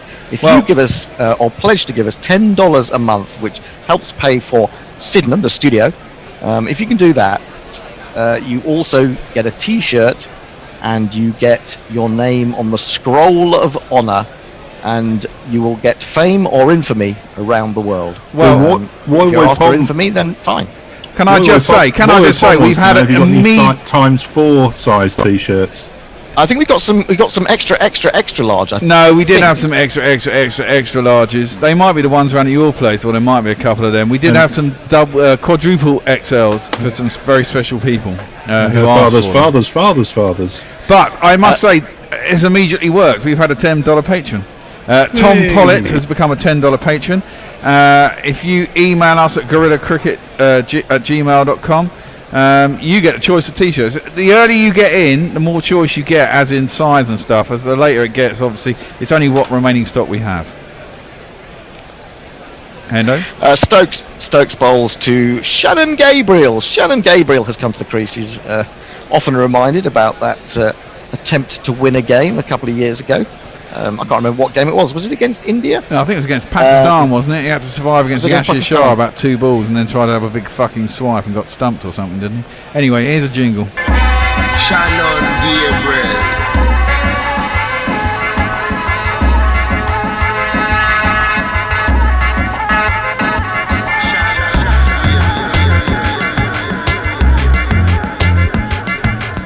Well, I have to say, he spanked that one over mid-on.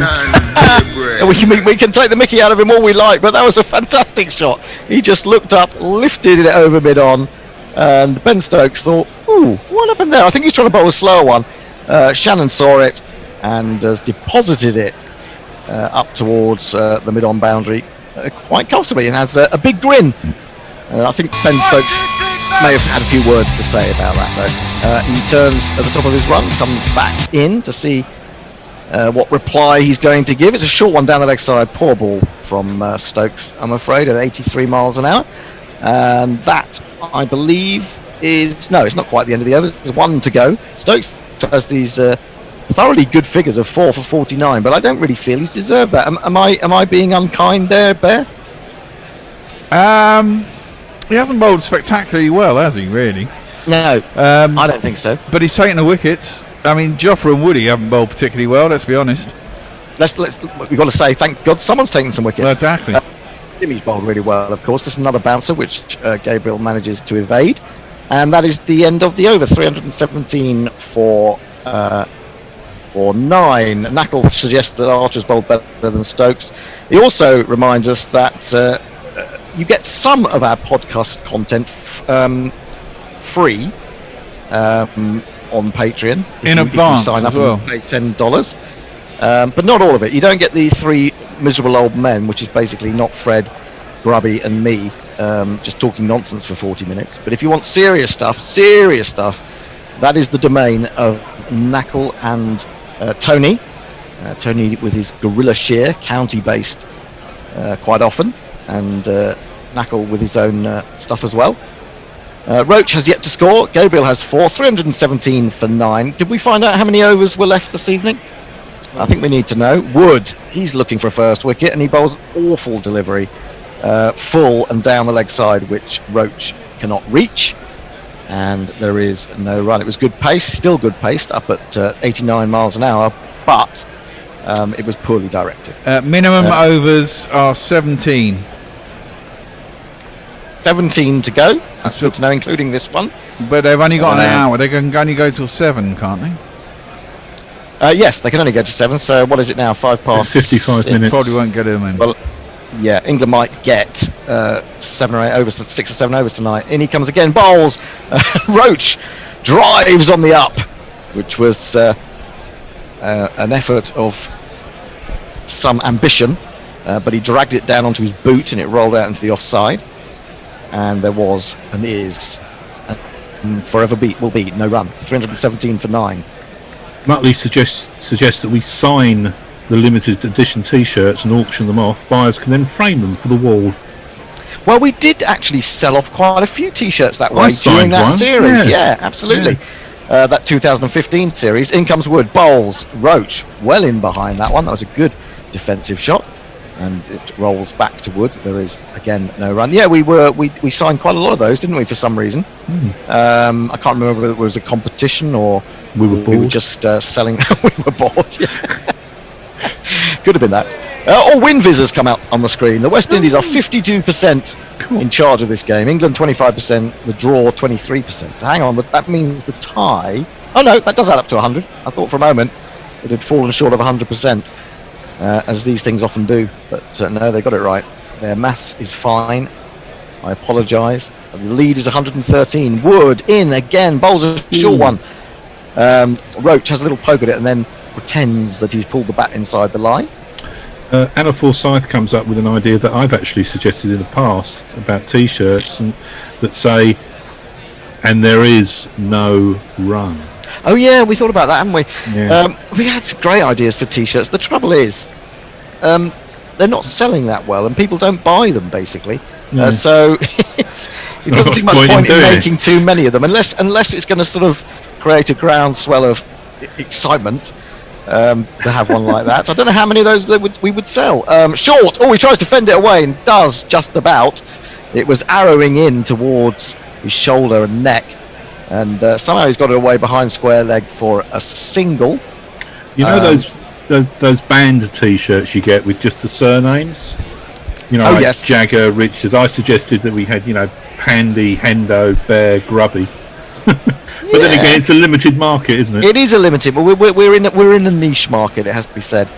Oh, you wanted it, Hendo. We want worldwide dominance, guys. Shut up. You what? I said we want worldwide dominance. Shut up.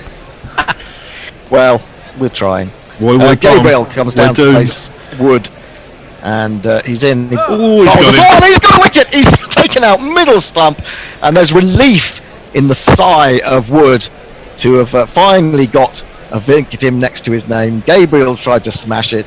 He was beaten by a Yorker that swung in a little bit. And finally, there's some reward for the efforts of Mark Wood. He has, that incredible victim that he really would want to have on his board. He's got Shannon Gabriel. Got him! Why did he do that?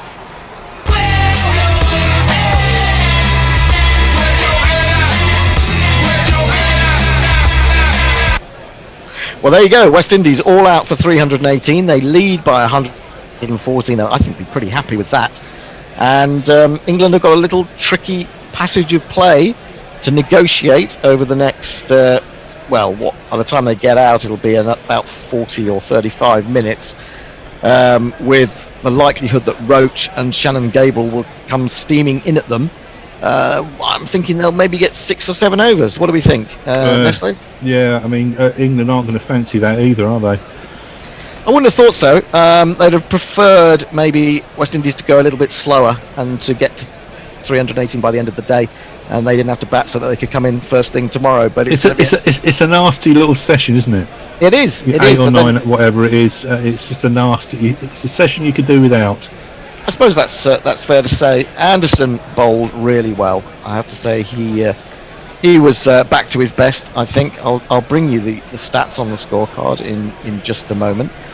I'm just going to mute my audio while I put the kettle on. Fair enough. You just take it easy, Nestle boy. I'll give you the West Indies card then, the complete card. Brathwaite, LBW to Stokes for 65. That was a good ball, to be fair. John Campbell, who went last night, was LBW to Anderson for 28. Shea Hope scratched around, used up some time, 64 balls, 94 minutes for his 16 before he was caught at slip by Stokes off best for 16. Shamar Brooks looked very competent. I thought he played some really nice shots, 6 fours in his 39. Finally caught behind, just feathering one through off Anderson. Taken by Butler. Roston Chase hung around for a long time and just seemed to be sort of getting into his groove when he went LBW to Anderson for 47 from 142 balls, batted for 3 hours and 14 minutes. Jermaine Blackwood, disappointing. Maybe his instructions were to take the game to the off spinner, but he ended up holding out to Anderson at extra cover off best for 12. Shane Dowrich batted really well, 115 balls for his 61, 8 fours. He was caught behind off Stokes. Jason Holder was lured into the hook shot by Stokes, and so Stokes took his wicket in the same way that Holder took Stokes' wicket. So it really is a competition between these two all-rounder captains. Archer took a very good catch running in from long leg, had to dive forward at the end of it. Alzari Joseph was bowled by Stokes for an enterprising 18 from 12 balls. Shannon Gabriel bowled Wood for Kemar Roach, remained 1 not out. The bowling figures are as follows. James Anderson, 25 overs, 11 maidens, 3 for 62. Jofra Archer, 22 overs, 3 maidens, none for 61. Mark Wood, 22 overs, 2 maidens, 1 for 74. Ben Stokes, 14 overs, 5 maidens, 4 for 49. And Dominic Bess, 19 overs, 5 maidens, 2 for 51. And if England can get anything like a good lead, we could see Bess operating quite a lot in the West Indies second innings. He's got to have something to bowl at, though, if this pitch is going to begin to turn. in its latter stages. Well, So that'll be interesting to see. Well, they've at least got to equal West Indies' first innings scores, haven't they? Give themselves 200 at least minimum. What do you mean? They've got to get another? Yeah, to give them a 200 lead. Yes, you would think so. 150 minimum, I think. Yeah, But, I think they need 200 minimum, and even then, I think. It doesn't look a bad wicket, to be honest. It's still doing a little bit, but it's doing a little bit. It's doing it quite slowly. What I thought about Dominic Best was that when he came on this morning, I thought, well, he's really only a stopgap. He's only sort of all he's going to be able to do is just keep the runs down and just keep an end solid. But he actually picked up a couple of wickets, and quite late in his spell, one or two did turn. So I suppose there is hope that the pitch will deteriorate in that sense to allow him to come back on Saturday night, Sunday, and have a good long spell and a good long look at the West Indies techniques against spin. Well, you have to say, actually, it's quite intelligent, isn't it, for a spin bowler to be able to get a couple of wickets when not a lot's really happening. Absolutely, he bowled a lot of flat stuff and tempted them out wide, and he got there's a bit of luck involved when you do that, but you've got to take the chance to be able to create the chance, if you like, and he did that quite well, and especially the first wicket, there wasn't a lot going on, and threw one up outside, so tempted the man. And got to catch it slip, and it was quite important at the time. Actually, we needed a break, didn't we? So yes, absolutely, we did. That was hope was still in with. He had scored a lot of runs at that point, but and they were going quite well. Yeah, exactly. Would you like a couple of tweets? Yes. Chris the Choir says, when I am out on my walks wearing my GC World Cup T-shirt, I slow down whenever I pass anyone so they can admire my shirt and read the message. Testy Tess asks, how many wickets will England lose by the close? 2.5? Well, it's normally 3, isn't it? That's what you expect from England second innings. Yeah. And Woy Pom says, I didn't quite get all that garble. Have you got any 4 times World Cup T-shirts, like extra large? No. I think we've only got 3 times extra large, to be honest, Woy. I don't think 3 times extra would probably be all right, wouldn't it? No. I've never met Woy in the flesh, but I do get the impression that he's, like us, quite a big man. He's a big boned fella. He's well built. Yeah, certainly well built. Yep. Stocky. He's got a hell of a beard. Dave Wood wants to know, how much do I need to pledge to not hear Fred? Hear not Fred. Oh well, hang on now. Well, 100,000 would should do it. Yeah. Absolutely. It's a lot of if you're money. asking me to sack not Fred for £100,000, then you're on. Yeah, we'll have to give him compensation if we sack him. So is that fair enough? We build that in. Is he still in the studio? Not Fred, or is he No, gone? he left. Oh right, okay. He left about an hour after tea. It's been quite nice to have him here, though, I have to say. It has turned out that actually we probably do need 2 people in the studio every day. Only 2. Yeah. Just because otherwise end up sitting here all day doing fuck all, except for occasionally clicking a jingle. Bing. Which is quite dull. We don't want to wear you out, do we, Bear? You've got it's a long test series and it's back-to-back tests. I know. You've got to be careful. I'm a stalwart of a fellow. As long as I've got beer and the good stuff, then all is well with the world. I leave our listeners to contemplate what the good stuff might be, but I'm not going to give anything else away. But I have seen the Bear supping from his can. I'm in a bit of a beer-free zone at the moment, unfortunately. I mean, I'm not a big drinker during guerrilla cricket hours, but 1 or 2 beers from time to time is usually quite nice. So, yes, we've got 9 games in 8 weeks, says Knackle. 2 long test series with 3 ODIs in the middle against Ireland. Absolutely right. Yeah. Abhishek likes having you on. He says, Hendo! Oh, Abhishek, great to see you back. Great to have you back. Read by the tweet reader like, go! Which I did. Well, I think you've done that. Yes, I think you've done that, Nestlers. He was instructing me to do it. Oh, and he sent a GIF of a bear. A GIF of a bear? Yeah, GIF. There's a lot of bear GIFs around, aren't there? Yeah. That'd be a good name for a new sort of adventurer, wouldn't it? Bear GIFs. Oh, Messi Jez says, so I'm needing to score 22 by the close for my GPL to come up. Wickets not relevant, although likely to be at least 3. Yep. Brown Rice and Lentils says, believe me, YY Palm will need a ×4 size. Oh, really? Oh, okay. No, he has is that a friend of yours, YY? Brown Rice and Lentils must be. Vince Carolus. Excuse me if I have got that wrong. Brian Barish is with us. Says, how much of that £100,000 would go to Fred and not Fred, and how much would go to you? Well, at least 90%. You'll take all of it. Absolutely none of it would go to not Fred. No. If you want to give us 100,000 to sack Fred, then yeah. In fact, maybe we'll run that on Patreon. How much would you pay for us to sack not Fred? I think that's what we've been missing in the money-making schemes. Offer to sack certain people that some people don't like. Oh God! Simon Gear is with us. Been loving listening to the Nigels and Co. this afternoon on Gorilla Cricket. We're carrying it on One World SR. One World Sports Radio. World Radio. Such joy in everyone's voices to have cricket back. Oh yes, indeed. We are very.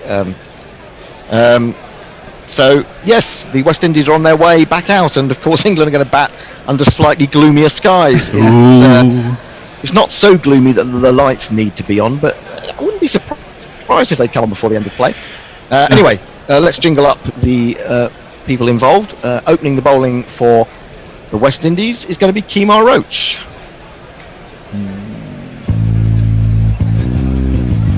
He ain't no dope, he ain't no weed. That Kemar Roach, he deals in speed. There goes Kemar Roach. And he's going to be bowling to none other than Rory Burns. He's got the stride of a champion from Surrey. His mustache is ugly, got a shot finely, and his name is Rory Burns. And Roach is coming in from round the wicket. 3 slips and a gully. He bowls a full ball, which is left outside the off stump by Rory Burns, and goes through to Shane Dowrich. So England start their second innings 114 behind, and I expect we'll see a bit of Roach. I think we'll see a bit of Shannon Gabriel, who will be let loose for 3 or 4 overs. This should be quite a fun time. We've had another $10 Patreon. Hooray! Boris Yelnikov, who I believe was a Patreon before, but he's got back in cheekily to get himself a T-shirt. J Rose, I'll be in touch with all these people later. The emails tell me your email address, so I'll get in touch with you. Roach bowls and finds the outside edge of Burns' bat. That's flown away past gully. Is that going to go all the way? I think it is. A rather fortunate shot from Burns. He does use his edges quite well, I have to say that, and he's picked up a boundary. 2 + 2 is on man. Cookie always used to do that. Yep. He's got very thick edges, has Rory Burns. A lot of the time he's looking to play straight or a little bit into the onside, and he gets that slight leading edge, doesn't he? And fortunately for him, it seems to be quite effective, not go in the air. Anyway, he's picked up 4. England are underway. Roach in the evening sunshine as the shadows begin to lengthen. Bowls outside the off stump, left alone through to Dowrich, and there is no run. More tweets, Nestlers. Well, I'm back on the Crick Tracker, and Umar Afridi is not giving England a lot of hope of winning. 60% West Indies win. Ooh. And Always Ali is saying 40%. So welcome you guys on Crick Tracker. Nick R. Chambers is with us. Keep going, West Indies. Yeah, well, they're doing very well so far. Better than many of their supporters expected them to. He's in again, bowls, and this is full, but they're going to get a single as Burns almost traps that under his bat and steers it into the offside. England move to 5 for no wickets. Sibley is down on strike now, and of course he's on a pair after leaving that ball from Shannon Gabriel in the first innings. Looking to get stuck in tonight and make hay a little bit more tomorrow. Fahim Hassan Rahul is with England, as is Naveed Arwan. So there's a bit of a split on Crick Tracker comments. Knackle is suggesting that we could set up a Just Giving page to get rid of Fred. See how much we get for that. It could be that could be one of our biggest earners has to of be all a high time. target, and we need 100%. Yeah, absolutely. Anyway, Sibley, the right-hander, settles down. Roach switches to over the wicket, and he's in. Bowls to Sibley, and Sibley turns that foolish delivery on leg stump to mid-wicket, and there is no run. Yeah, what do you think? Should we do? Just should we call it just giving or just going? Just going, Fred. What is the going rate for Fred? Is what we're trying to say. He's expensive, man. We don't do anything cheap here. Absolutely, we want 100 grand. Well, Brian is rolling back on that. He says, "Ye kids, of course. I'm happy to hear everyone, and I thank you for keeping me company with the cricket." Roach wide on the crease, met with the full face of the bat by Sibley, who thinks there might be a run as it is only half fielded by the bowler, but it rebounds away to mid-on. They decide against it, and that is the end of the first over. England have negotiated it safely. They are 5 without loss. Mr. Cricket is with us. My brother Trevor must be in the England Selection Council. Who's brother Trevor? Mr. Cricket. There's a guy on Twitter called Mr. Cricket. Okay, he thinks and his brother Trevor must be in the England Team Selection Council. Oh right, okay. I'd like to know a bit more about your brother Trevor. Yeah. Anna Forsyth says, so do we think Richard Illingworth's shoulders are beginning to get sore from repeated poking after reversing decisions? It's possible. But he hasn't had much practice this summer, has he? So he should still be fairly fit. I mean, some of them are quite marginal as well. I mean, it's just. I think so. I think so. Yeah. I mean, there were no howlers. No, there were no howlers, and that's as someone said earlier today. That's exactly what DRS is for. Not just. Well, it's going to be Shannon Gabriel to bowl also round the wicket to Rory Burns. 3 slips in the gully, pretty much the same field that Kemar Roach opened to. Well, DRS has transformed tennis, and also, I mean, it's made a wonderful change to football. Yes, well, we know all about that. In comes Gabriel, round the wicket then to the left-handed Burns. And Burns is beaten by that one. Lovely delivery, angled in. And Shannon Gabriel gives him a wide-eyed stare as if to say, ooh, that was probably better than I expected it to be. Burns grins and then walks down the wicket to have a little prod and a little chat with his Surrey former teammate. And it's just looking a little bit quizzical at the moment is Rory, but we'd expect that against the new ball. I gotta say, Rory looks quite relaxed. He does. Even when he plays and misses, he looks reasonably relaxed, which is a good element to have to your bow, as it were. In comes Gabriel again, very wide on the crease this time, from round the wicket as well, but doesn't get the direction that he wanted. He was trying to overemphasise that angle into the left-hander and then take it away, but he bowled it too wide to start with, and it goes through to keeper. There is no run. And Shannon Gabriel's definitely trimmed. He's still really bulky, but it's noticeable he's got rid of the excess weight, if you like. He looks very trim to last time I saw him, but still looks really muscular, if that makes sense. He's a fine sight to watch bowl, I have to say. Even when he's not bowling very well, he's still good to watch. He's coming in again to bowl to Burns, who has all of England's 5 runs so far. And here he is, running past Kettleborough. Onto the back foot goes Burns, plays that comfortably down into the gully region, and there is no run. Any more tweets? Yes, Abhishek says, in 76 on this day, Edridge and Close opened for England at Old Trafford in the 3rd test in the Grovel series. Oh yeah, and that was an incredible little passage of play, wasn't it, when Holding was bouncing Brian Close and John Edridge. That was an incredible episode. I mean, what was Close at that point, 40 years old? Was he chesting the ball down? Well, he was almost. I mean, he had no helmet, and he was just snatching his head out of the way of it on a regular basis. Brilliant batting, brilliant bowling, defended by Burns, a straighter one this time. Shit scary. Kicks the ball away to the mid-off. Shit scary to face without a helmet, though. I mean, oh, goodness me.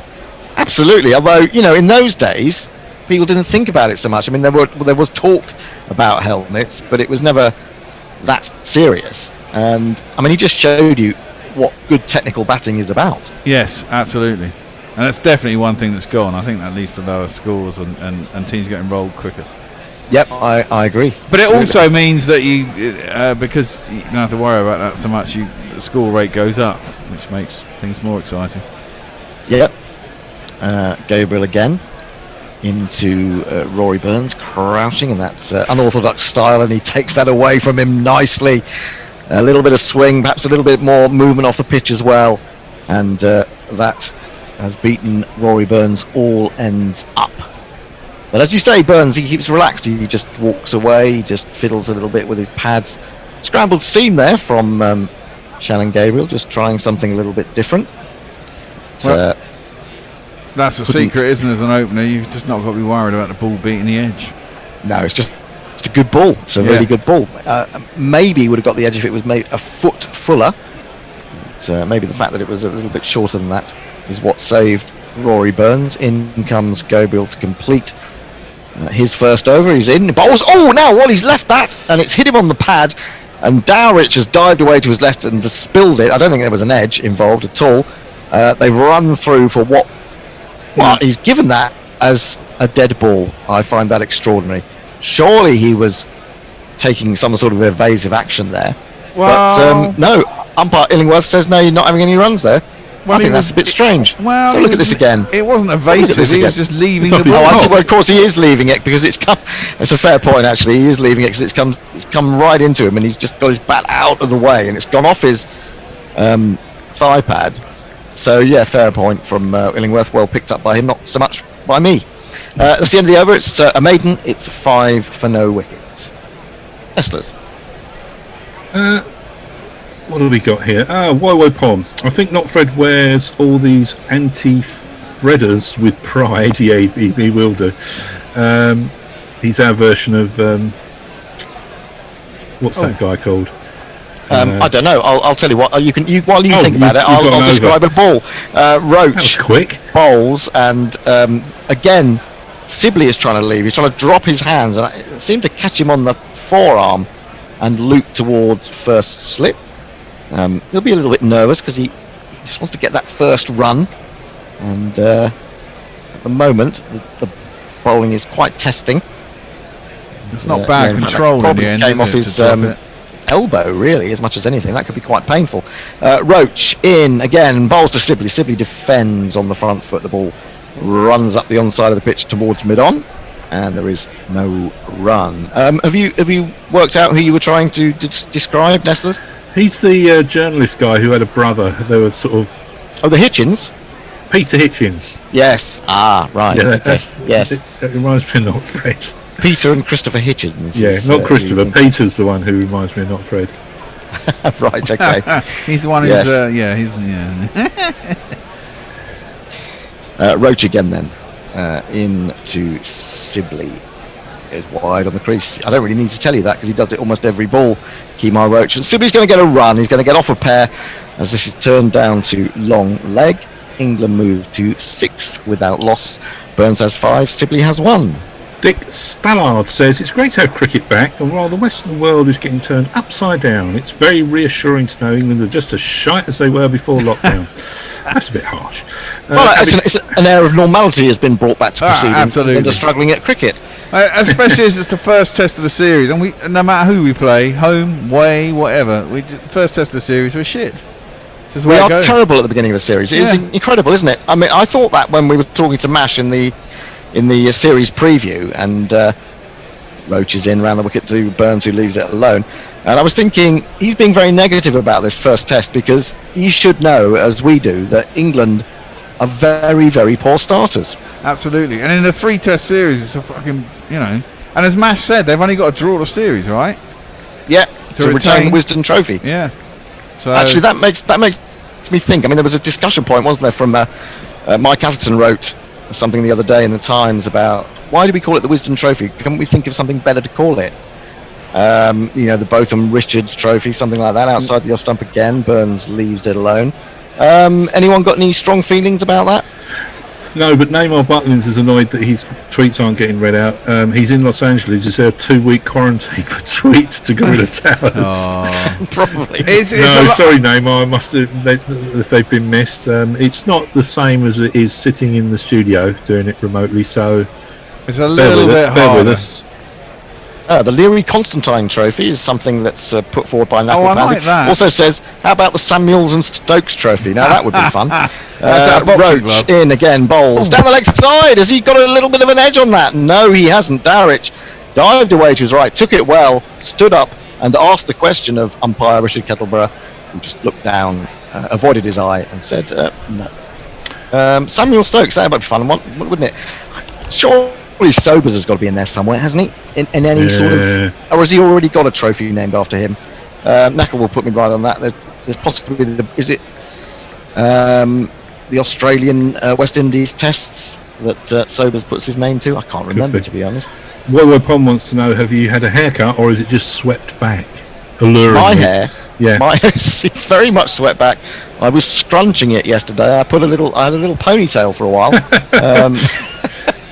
which fortunately no one could actually see. Our very own Gary Naylor has tweeted in. Aye. He said, "You'll be amused to hear that instead of saying Alexa stop just now, I said Hendo stop." I was a little aggrieved when he kept going. The Sir Garfield Sobers Trophy is the ICC's Player of the Year award, says Knackle.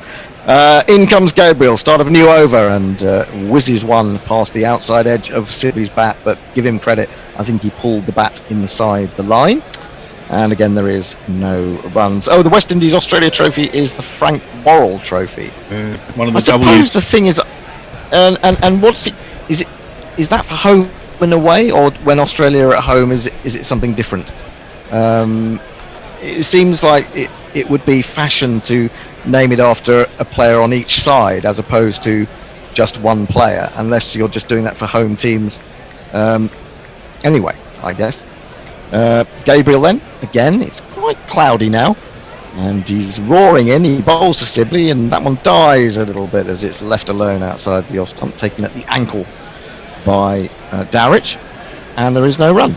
Anderton Law Employment Rights says, hello, much take up on the GPL? Not really. No, we'd like some more take up on that.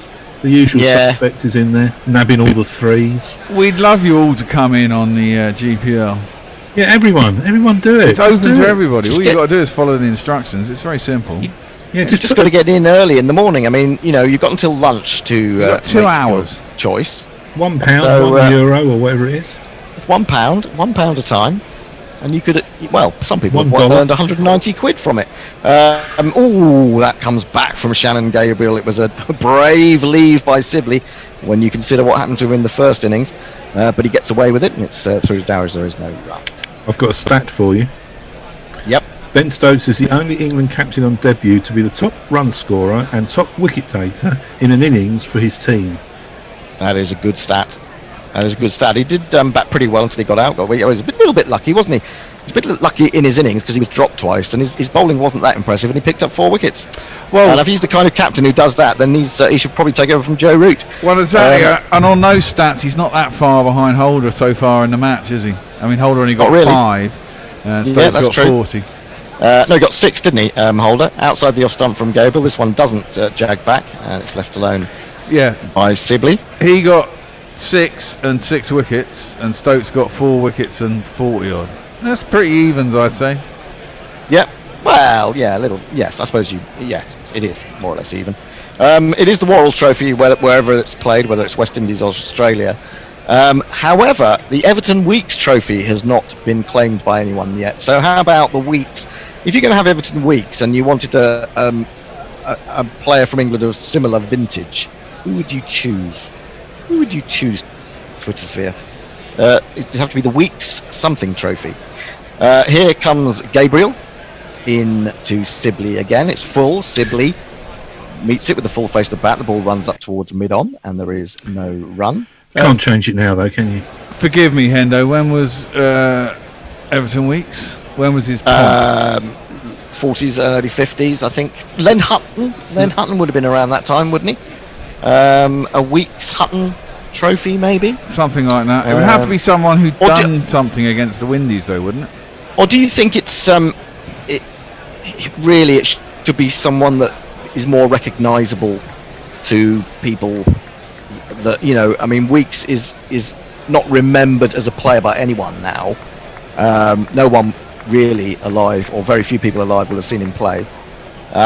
So do you try and attract people to the game as Sibley leans forward, tucks it away behind square leg? They'll get through for 1, and he'll keep the strike. 7 for no wicket. But yeah, do you bring it a little bit more up to date? What do you think? I don't think that's necessary. I mean, what's in a name essentially? It's good to have names of historical stature attached to a trophy, but it's only the heads that really get into it anyway. Really, it's just we beat the West Indies or we beat England. I hardly ever remember the name of the trophy we're playing against people. No, I agree with you. Apart from one. Well, yes. Apart from the Ashes, right. Exactly. But it's almost as if you were to call the one that we're talking about the Botham Chapel Ashes. That would sound all wrong, wouldn't it? That would sound terrible. That would sound terrible. Yes. Yeah. It should be named after sort of bit part players. Well, in a sense, that's why old names give it more gravitas, because they're not around now, so it doesn't sound so cheesy. Yeah, no, that's it. It resonates much more, doesn't it? Yeah. This is pushed up to mid-on by Sibley as Kemar Roach starts a new over. I mean, I almost recoiled with annoyance when I saw the Shane Warne stand at the Rose Bowl. And I know he had some really great years with Hampshire, but I think it's all wrong, isn't it, to have in your home ground, in an English home ground, to have a stand named after an Australian player. Yeah, surely that should be against the law. Especially one who fucking tormented us so much. In comes Roach. Again, bowls to Sibley. Sibley's edged that one, but it's dropped short of third slip, who has managed to stop it, and racing away to third man for 4. But encouragement for Roach. Dave Wood's got an idea for it. The Logie Capel Trophy. The what? Logie Capel. Gus Logie. Logie Capel. Yeah, we could have great fun with it. So I've just seen Knuckles said the Papara Best Trophy would be another one. Player of the Ashes series is given the Compton Miller Medal. So, not sure what to make of that, really. And he again bowls and beats him outside the off stump. He was pressing forward, a little bit of floaty swing away from the right-hander. And through it goes to Dowrich. No run. Yeah, let's have your suggestions for the bit part players that we could name the Ashes after. I think that would be great fun. Maybe that's one for tomorrow. I don't know. We've only got 20 minutes to go this evening. Did Gavin Hamilton play in the Ashes when he played that one test? Was it in the Ashes? That's a good question. I'm not sure. I think it was. 4 slips now as Roach bowls again to Sibley, who judges that to be outside the line of his off stump, and he is correct in that assumption. And it goes through to Dowrich. There is no run. If that was the case, he'd be number 1 on my list. Now, apparently, I'm told that Gavin Hamilton's only test was against South Africa. Oh, okay, fair enough. So that's a bit unfortunate, isn't it? Yeah, we'll have to think about that one then. England is 7 for no wicket. They trail by 107. Burns has 5. Sibley, who's facing at the moment, has 2. 4 slips, backward point, extra cover, mid-on, mid-wicket, and a long leg. He's in again. Bowls to Sibley. Ooh, again he gets it past his outside edge. Again he throws his head back and looks to the heavens, does Kemar Roach, thinking, where is the justice? I actually think that was a very good leave, Hendo. I think he drew his bat inside there. Knew the line. So look at this. Oh no, well it's marginal, that one. I'm never quite sure with those whether he's done it afterwards. It could have been a very good piece of batting. I think he was playing inside the line there. I think that was a very good leave. Okay. We can agree to disagree on that. Roach in again, bowls to Sibley, down the leg side, well taken by Dowrich, diving away one-handed, as it seemed to flick Sibley's thigh on the way through. That is the end of the 5th over of the innings. They're hurrying to get more in, the West Indies. They're on top here and they want to take full advantage. 7 for no wicket is the score. Have you got any more tweets for us, Nestlers? Well, Dave Wood suggests the Ashes should be the Patterson Trophy. Pattinson Trophy. Yeah, that's a brilliant one. Pattinson Trophy. That is superb, yes. Moral hazard means nothing anymore. Says, evening gents, first session of the year. Just one question: is the bear pissed yet?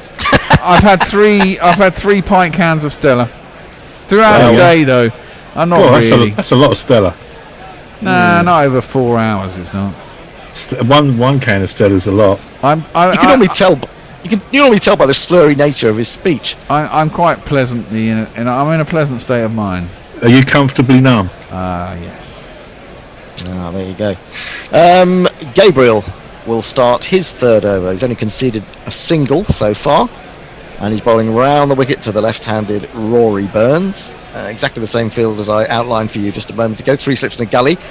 He drives through mid-on. There's going to be a chase on here for Kemar Roach, who's thinking, God, I've not done enough. I've just bowled 2 overs and now, or 3 overs. Now you're expecting me to chase this all the way to the long-on boundary for one of these. And if you kids can't listen, then you bound to see the way you get shot for crossing a boundary,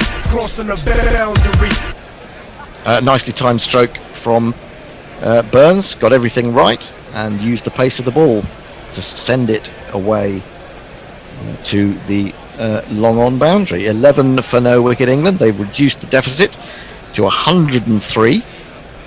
If you're just joining us now, West Indies made 318 today. Good contributions, really all round, you have to say. Gabriel in full. He opens the face, does Burns, and plays this pleasantly towards gully, all the way along the ground. I think it's Shea Hope doing the fielding there. And there is no run. Now, I've had another suggestion for the Ashes sponsored trophy. It will be the Agar Kerrigan Trophy. Anna Forsyth says we should put Gary Pratt's name on the Ashes Player of the Series just to piss off the Aussies. Well, and then we should invite Ricky Ponting to present it. That would be particularly good. It's 11 for no wicket, as the sun has dipped beneath the stands, I think, here at the Rose Bowl, or the Ageas Bowl, as it's supposed to be known. And in comes Gabriel. Bowls left alone by Burns, and again there is no run. Pom reckons that for Windies England it should be the Viv Richards Trophy. He did a lot for England cricket as well as West Indies. He put bums on seats. It's true. That's a good call, isn't it? Really, yeah. Who was that, sorry? Yeah. He's got a stand here, isn't he? Sorry? Hendo. Stand? Hendo, I can just see the top of your head and your glasses. Sorry, I was trying to lean back further. The earthquake! It's an earthquake! Wimbledon's gone! Oh my goodness. I'm going to have to look over the top of my top of the screen now to see the TV. In comes Gabriel. Bowls to Burns. Oh, and that was a good ball. It was a snorter. It moved away. It rose. Could have easily flicked a glove on the way through, but he gets away with it. Does Burns? Apparently there are Viv Richards gates at Taunton, I'm told. Is that enough though? Is that enough for him? It's not enough for just me. A gate. I mean, you have a Hobbs gate, don't you, at the Oval? They should just rename Lords. What should they rename it? Both of them. Viv Richards Ground or something. Viv Richards Ground. Just call it the Richards Bowl.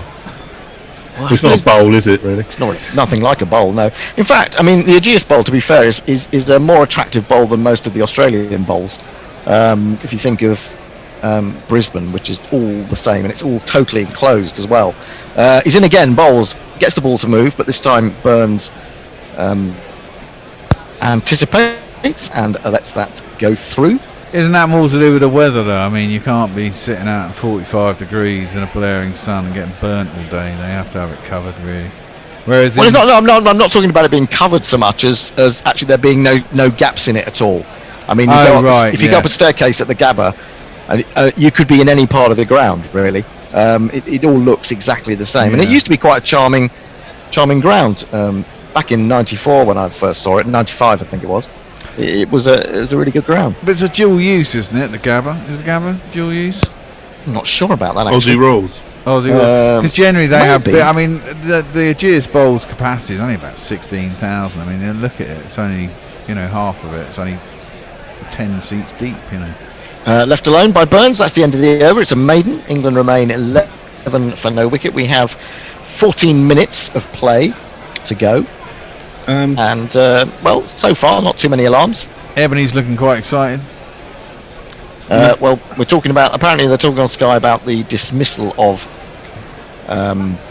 Dominic Sibley, and they're suggesting perhaps there's something different in his technique. It doesn't look a lot different to me. Not really. Maybe slightly more exaggerated. His backlift in the first of those. He got further across tonight. Yeah. That may be it. Well, it's a tiny amount, isn't it? We're probably talking about 2 inches, 3 inches at the most. Roach into Sibley, beautiful delivery. I think he played at that one, Bear. He did play at that one. That really sped through, didn't it? Yeah. Zipped off the pitch. Gorgeous delivery from Kemar Roach. Well, as an opener, it's all about stand there, isn't it? You got to just put all this stuff behind you and hope you get through it and capitalise afterwards. Although they've got to come out and do it all again tomorrow morning. I mean, the ball will only be, 10 overs old at the end of today? Yep. So they'll have another 10, 15 overs of potential torridness tomorrow morning. But then get through that, who knows what happens? In comes Roach again, and 4 slips are waiting for the catch, but he gives them no joy as he plays out the full face of the bat up to mid-on, and there is no run. Neymar Butlins, no, you're not out of favour, don't worry. No. I mean, we love you all. We love you all, don't we? The Jersey Jingler had to turn Siri off. Every time you say Sibley, my phone was going beep beep and waiting for a command. No, hey Siri. Can I just say the Neymar? It's a lot harder to get everything in over Zoom. He's in again, bowls, and that one nibbles away off the pitch again, but it's left alone this time by Sibley. I'm having real trouble hearing you, Bear. You keep breaking up, and I'm not sure whether you've actually stopped talking or whether I've just lost the feed. No, so I think apologies if I'm talking over you, but no, not at all. Zoom does struggle in picking up stuff from here. I don't know if quite why, but you seem to have the worst problem out of anybody. Maybe it's where you bloody live, Hendo. Yeah, I mean, who would live in a suburb of London? In he comes again. Oh, lovely ball again. He really got that to go. It died a little bit in terms of getting through to Dowrich, quite low. But it really, you could see the movement off the pitch there, the leg cut from Roach. Very good ball indeed. He's produced a couple of corkers in this over. I've got a good one from Messi Jez, actually. We can't complain about having a single stand in England named after an Australian, given you consider Melbourne Cricket Ground, Sydney Cricket Ground and Adelaide Oval all named after bloody Palms. Remind me in what sense? Oh, another beauty! Dowrich, can't believe he hasn't got an edge on that, and there seemed to be some extra pace in that delivery too. That's 3 times that Sibley's been beaten outside the off stump in this over, and there's still 1 ball to go. What's the actual official name of Sydney Cricket Ground then? Well, maybe Sydney, Melbourne and Adelaide are all named after bloody Palms. Oh, I see what you mean, but that's kind of inevitable unless you gave them Aboriginal names. That's going to happen, isn't it? It's the nature of colonisation. Roach in again, wide on the crease. This time Sibley is happy to just let it go through the keeper, and that is the end of a very good 6 nuts from Kemar Roach. 11 for no wickets. Brian Barish says, re-boring bowls. I'm afraid the MCG is kind of like that, even with the MCC ground. I was there in 2017, and it reminded me of an old American cookie cutter stadia from the 70s, but with a spit shine. Yeah, I mean, it's spruced up a little bit. The first time I went there in 94, there was still quite a lot of wooden seating, and now, of course, it's all plastic individual seats, not benches. Here's one for you. What's the best sporting stadium or venue you've ever been to? Do you know? I mean, in terms of, if you want, doesn't mean cricket. I mean everything. Well, I know, but I'm trying. And you're not allowed to say Old Plough Lane. Yeah, well, that was just home. I've got 2. Just home. I've got 2. What are your 2? Well, the Centre Court Wimbledon. Oh, I've never been there, so. And the Monaco, for the Monaco Grand Prix. Oh, I'd quite like to go to a Monaco Grand Prix and sit on a yacht. It's fucking amazing. Well, Monaco's not really a stadium, is it? Onto the back foot goes Burns. Jason Holder has come into the attack, Bear, so you might want to jingle him up. I can do that. He's taken over from Shannon Gabriel. We have this one. The West Indies selectors never have been bold. File mark captions with just an empty folder. In a perfect world, I'd have gone for someone older. Jason Holder. Oh yes, I do like that one. I've forgotten about that one. That was James Sherwood, wasn't it? Yeah, it was. Here he is again, round the wicket to Burns, and Burns flicks that one back of a length towards mid-wicket, and there is no run again. Guess who's with us? Who's with us? Dutch bird Kate. Hey! She's in Calgary. Calgary? You're in Calgary? What are you No, doing not Calgary. Cagliari, sorry. Oh. In Italy. Yeah. There's a bit of a difference, Nestle. Yeah, there is, yes. She's out enjoying, her and the locals are out, just her, listening to us drinking pale ale. Holder in again.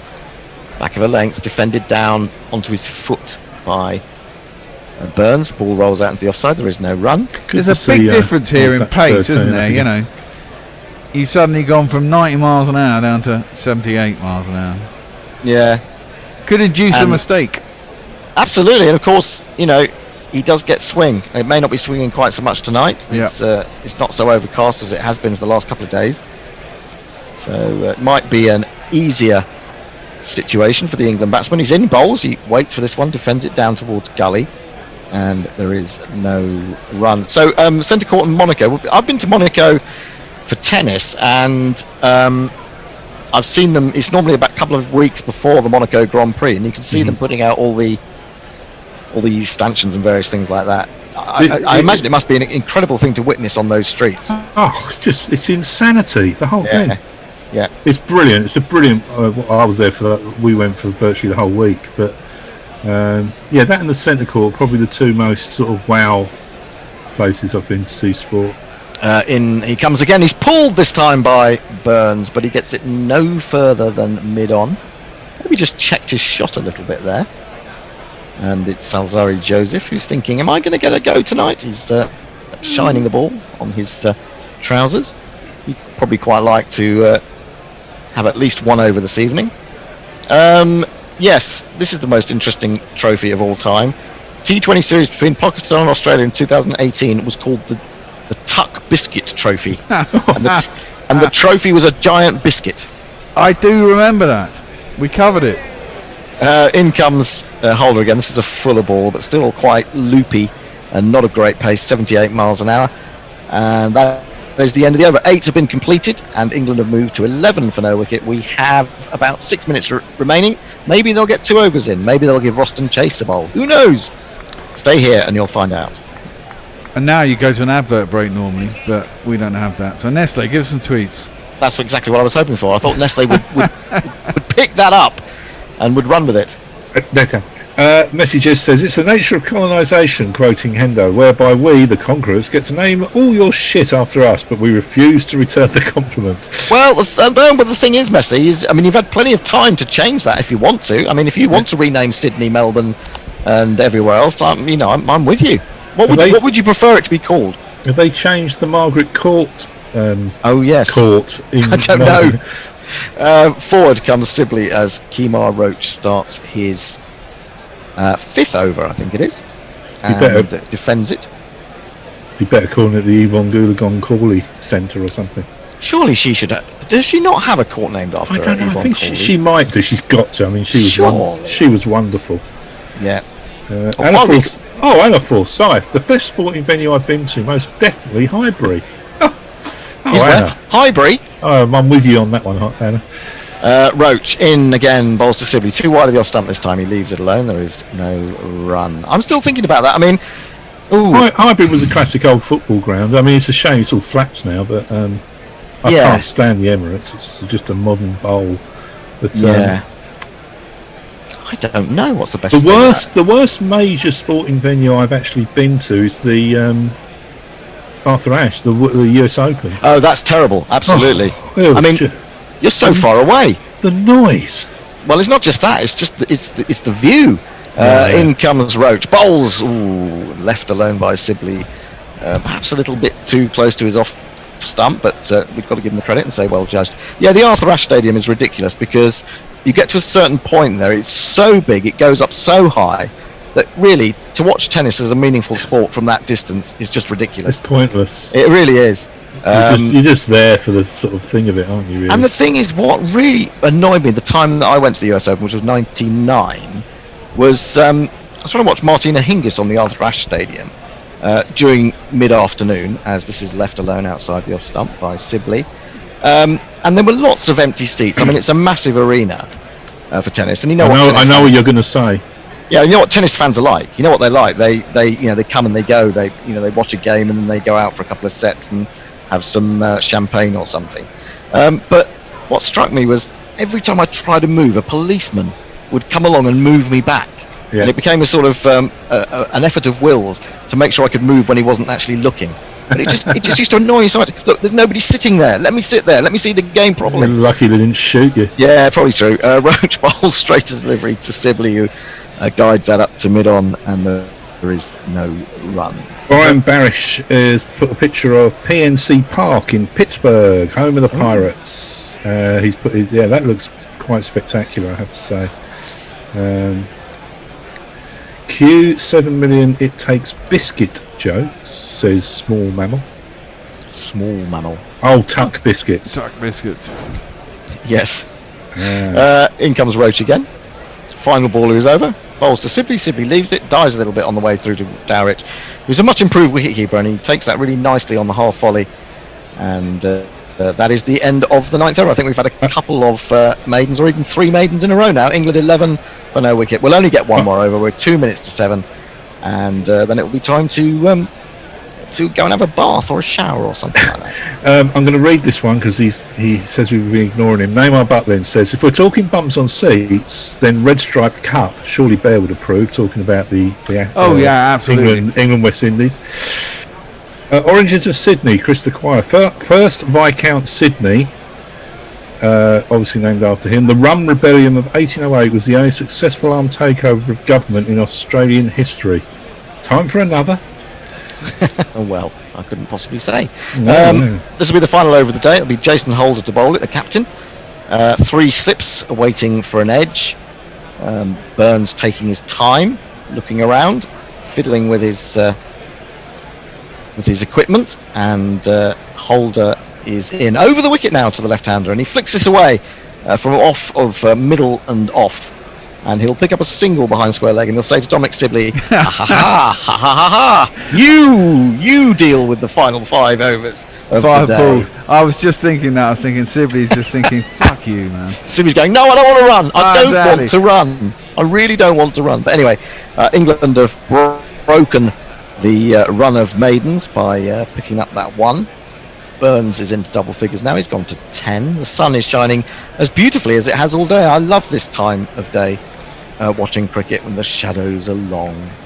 It's not as warm as it could be, though. I should probably do something for the County Cricket Matters and Annie about that. On to the back foot goes Sibley, leaves this one as it goes through to the keeper, and the score remains 12 for none. My favourite ground, says Knackle, is Trent Bridge. The MCG is a really impressive and good spectator experience. Yeah, I wouldn't deny that. Trent Bridge is beautiful. Lords, has to be the most impressive venue in some respects, doesn't it? Extraordinary pavilion. And I go with you, Nestle, on centre court, and Wimbledon in general, actually, as a venue. And the court's it's like a church or something. I love it. Holder in again, bowls. Just nibbles it away. Good leave by Sibley. Holder stands there and stares just for a moment as if to say, what do you think you're doing? Not getting an edge to that. Anyway, he doesn't. He walks back to his mark. Lovely seam position from Jason Holder, and that was a mark of his bowling yesterday. It was beautiful seam position. He was getting the ball right in the pocket, really, or right in the area that made it very difficult for batsmen. Not only to avoid edging it, but also to score. Commentators curse coming up. I wonder how miffed the West Indies are going to be if they don't get a wicket tonight. I don't think they'll be that miffed. Oh, now that's hit him on the pad. Well, even more than that, that's actually hit him in the box, I think. But I think he's okay. And ball just drops out into the offside. Now he goes for a little bit of a walk towards square leg, just trying to recompose himself. Jason Holder was getting a little bit excited because he was trying to play that into the onside, went past his outside edge, hit him in a painful area. You've got 2 contradicting tweets, one after another here. I'll read them after this ball. Well, we've only got 2 balls left today. Holder is in to bowl the penultimate one. Strides past the umpire, bowls, and flicked away neatly by Sibley. That might go for 4. I think it is going to. No, brilliant effort by the man down there, being Roston Chase, and they're going to have to settle for 2. I suspect we might have a little look at that to see if he was in contact with the the sponge. But otherwise, it's a particularly good piece of fielding. England moved to 14 for no wickets. Sibley has 4. Silvery Beam says, worst venue for me is the new Wembley. Bloody awful, but at least Mourinho wasn't managing us at the time. And then Oscar Habellini says, new Wembley Stadium had a wow factor, especially when you win a playoff final there. Yeah, one thing I'll say about the new Wembley is that if you're behind the goals, you're in a much better position than you used to be, because there used to be a massive gap between the seating, or the standing as it was then, and the goals. It was like, it was almost as if you had an athletics track in between you, and I hate grounds like that, I have to say. Final ball of the day then. Can England survive? They trail by exactly 100, and he's in. He bowls down the leg side, he flicks it on its way, and they'll pick up an easy single. Dominic Sibley will resume tomorrow on strike with England at 15 for no wicket. They've brought the deficit down just under the 100 mark. They trail by 99, and they'll be pleased to have got through that tricky little period. But it's really been West Indies' day, I would say. They had 114 lead, 276 runs in the day. There'll be no winners in Australia, colonised or not. No Messi Jez victory today. 276 runs, 9 wickets went down. Run rate just around about 3 throughout the day. It's been good fun, hasn't it, chaps? It's been good test cricket. Good test cricket. It was very good fun today. We've had a full day's cricket, which is always very nice.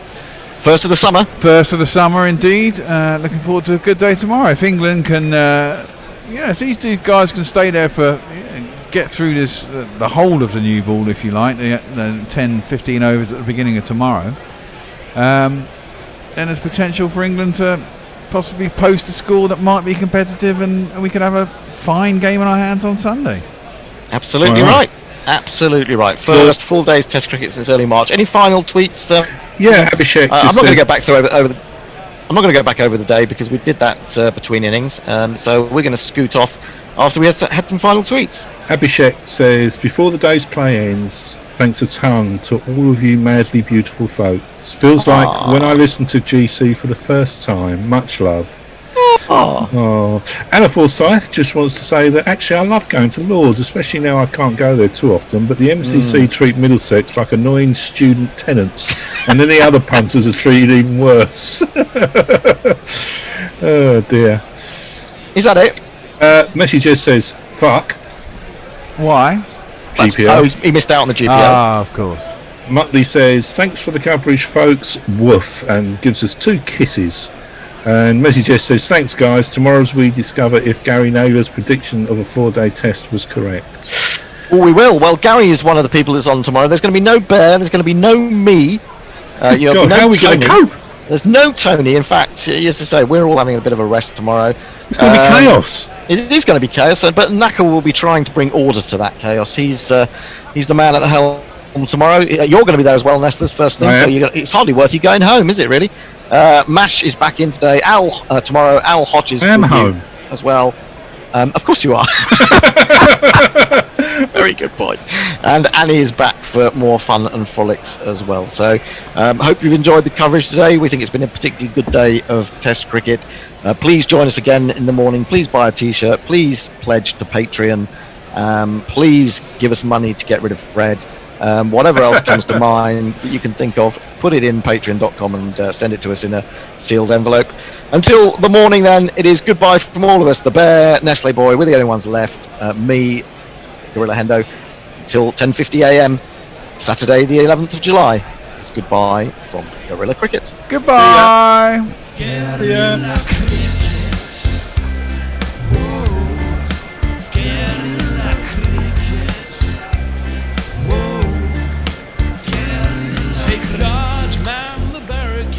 Patrol the cover boundary. At last the time has come. This is a cricketing emergency. Hear this call to arms for every cricket revolutionary. Take up your bats and stumps for the test match insurgency. At first they tried to silence us, but we would not be silenced. They threatened us with lies, so we threatened them with violence. Che Guevara, Sangakkara, Joseph Stalin, Douglas Jardine, Robespierre, Carol Hare, Vladimir Lenin, O'Brien Kevin, guerrilla cricket. It's not about the winning, it's about how many rules you break. Even in cricket commentary, this is the best advice to take.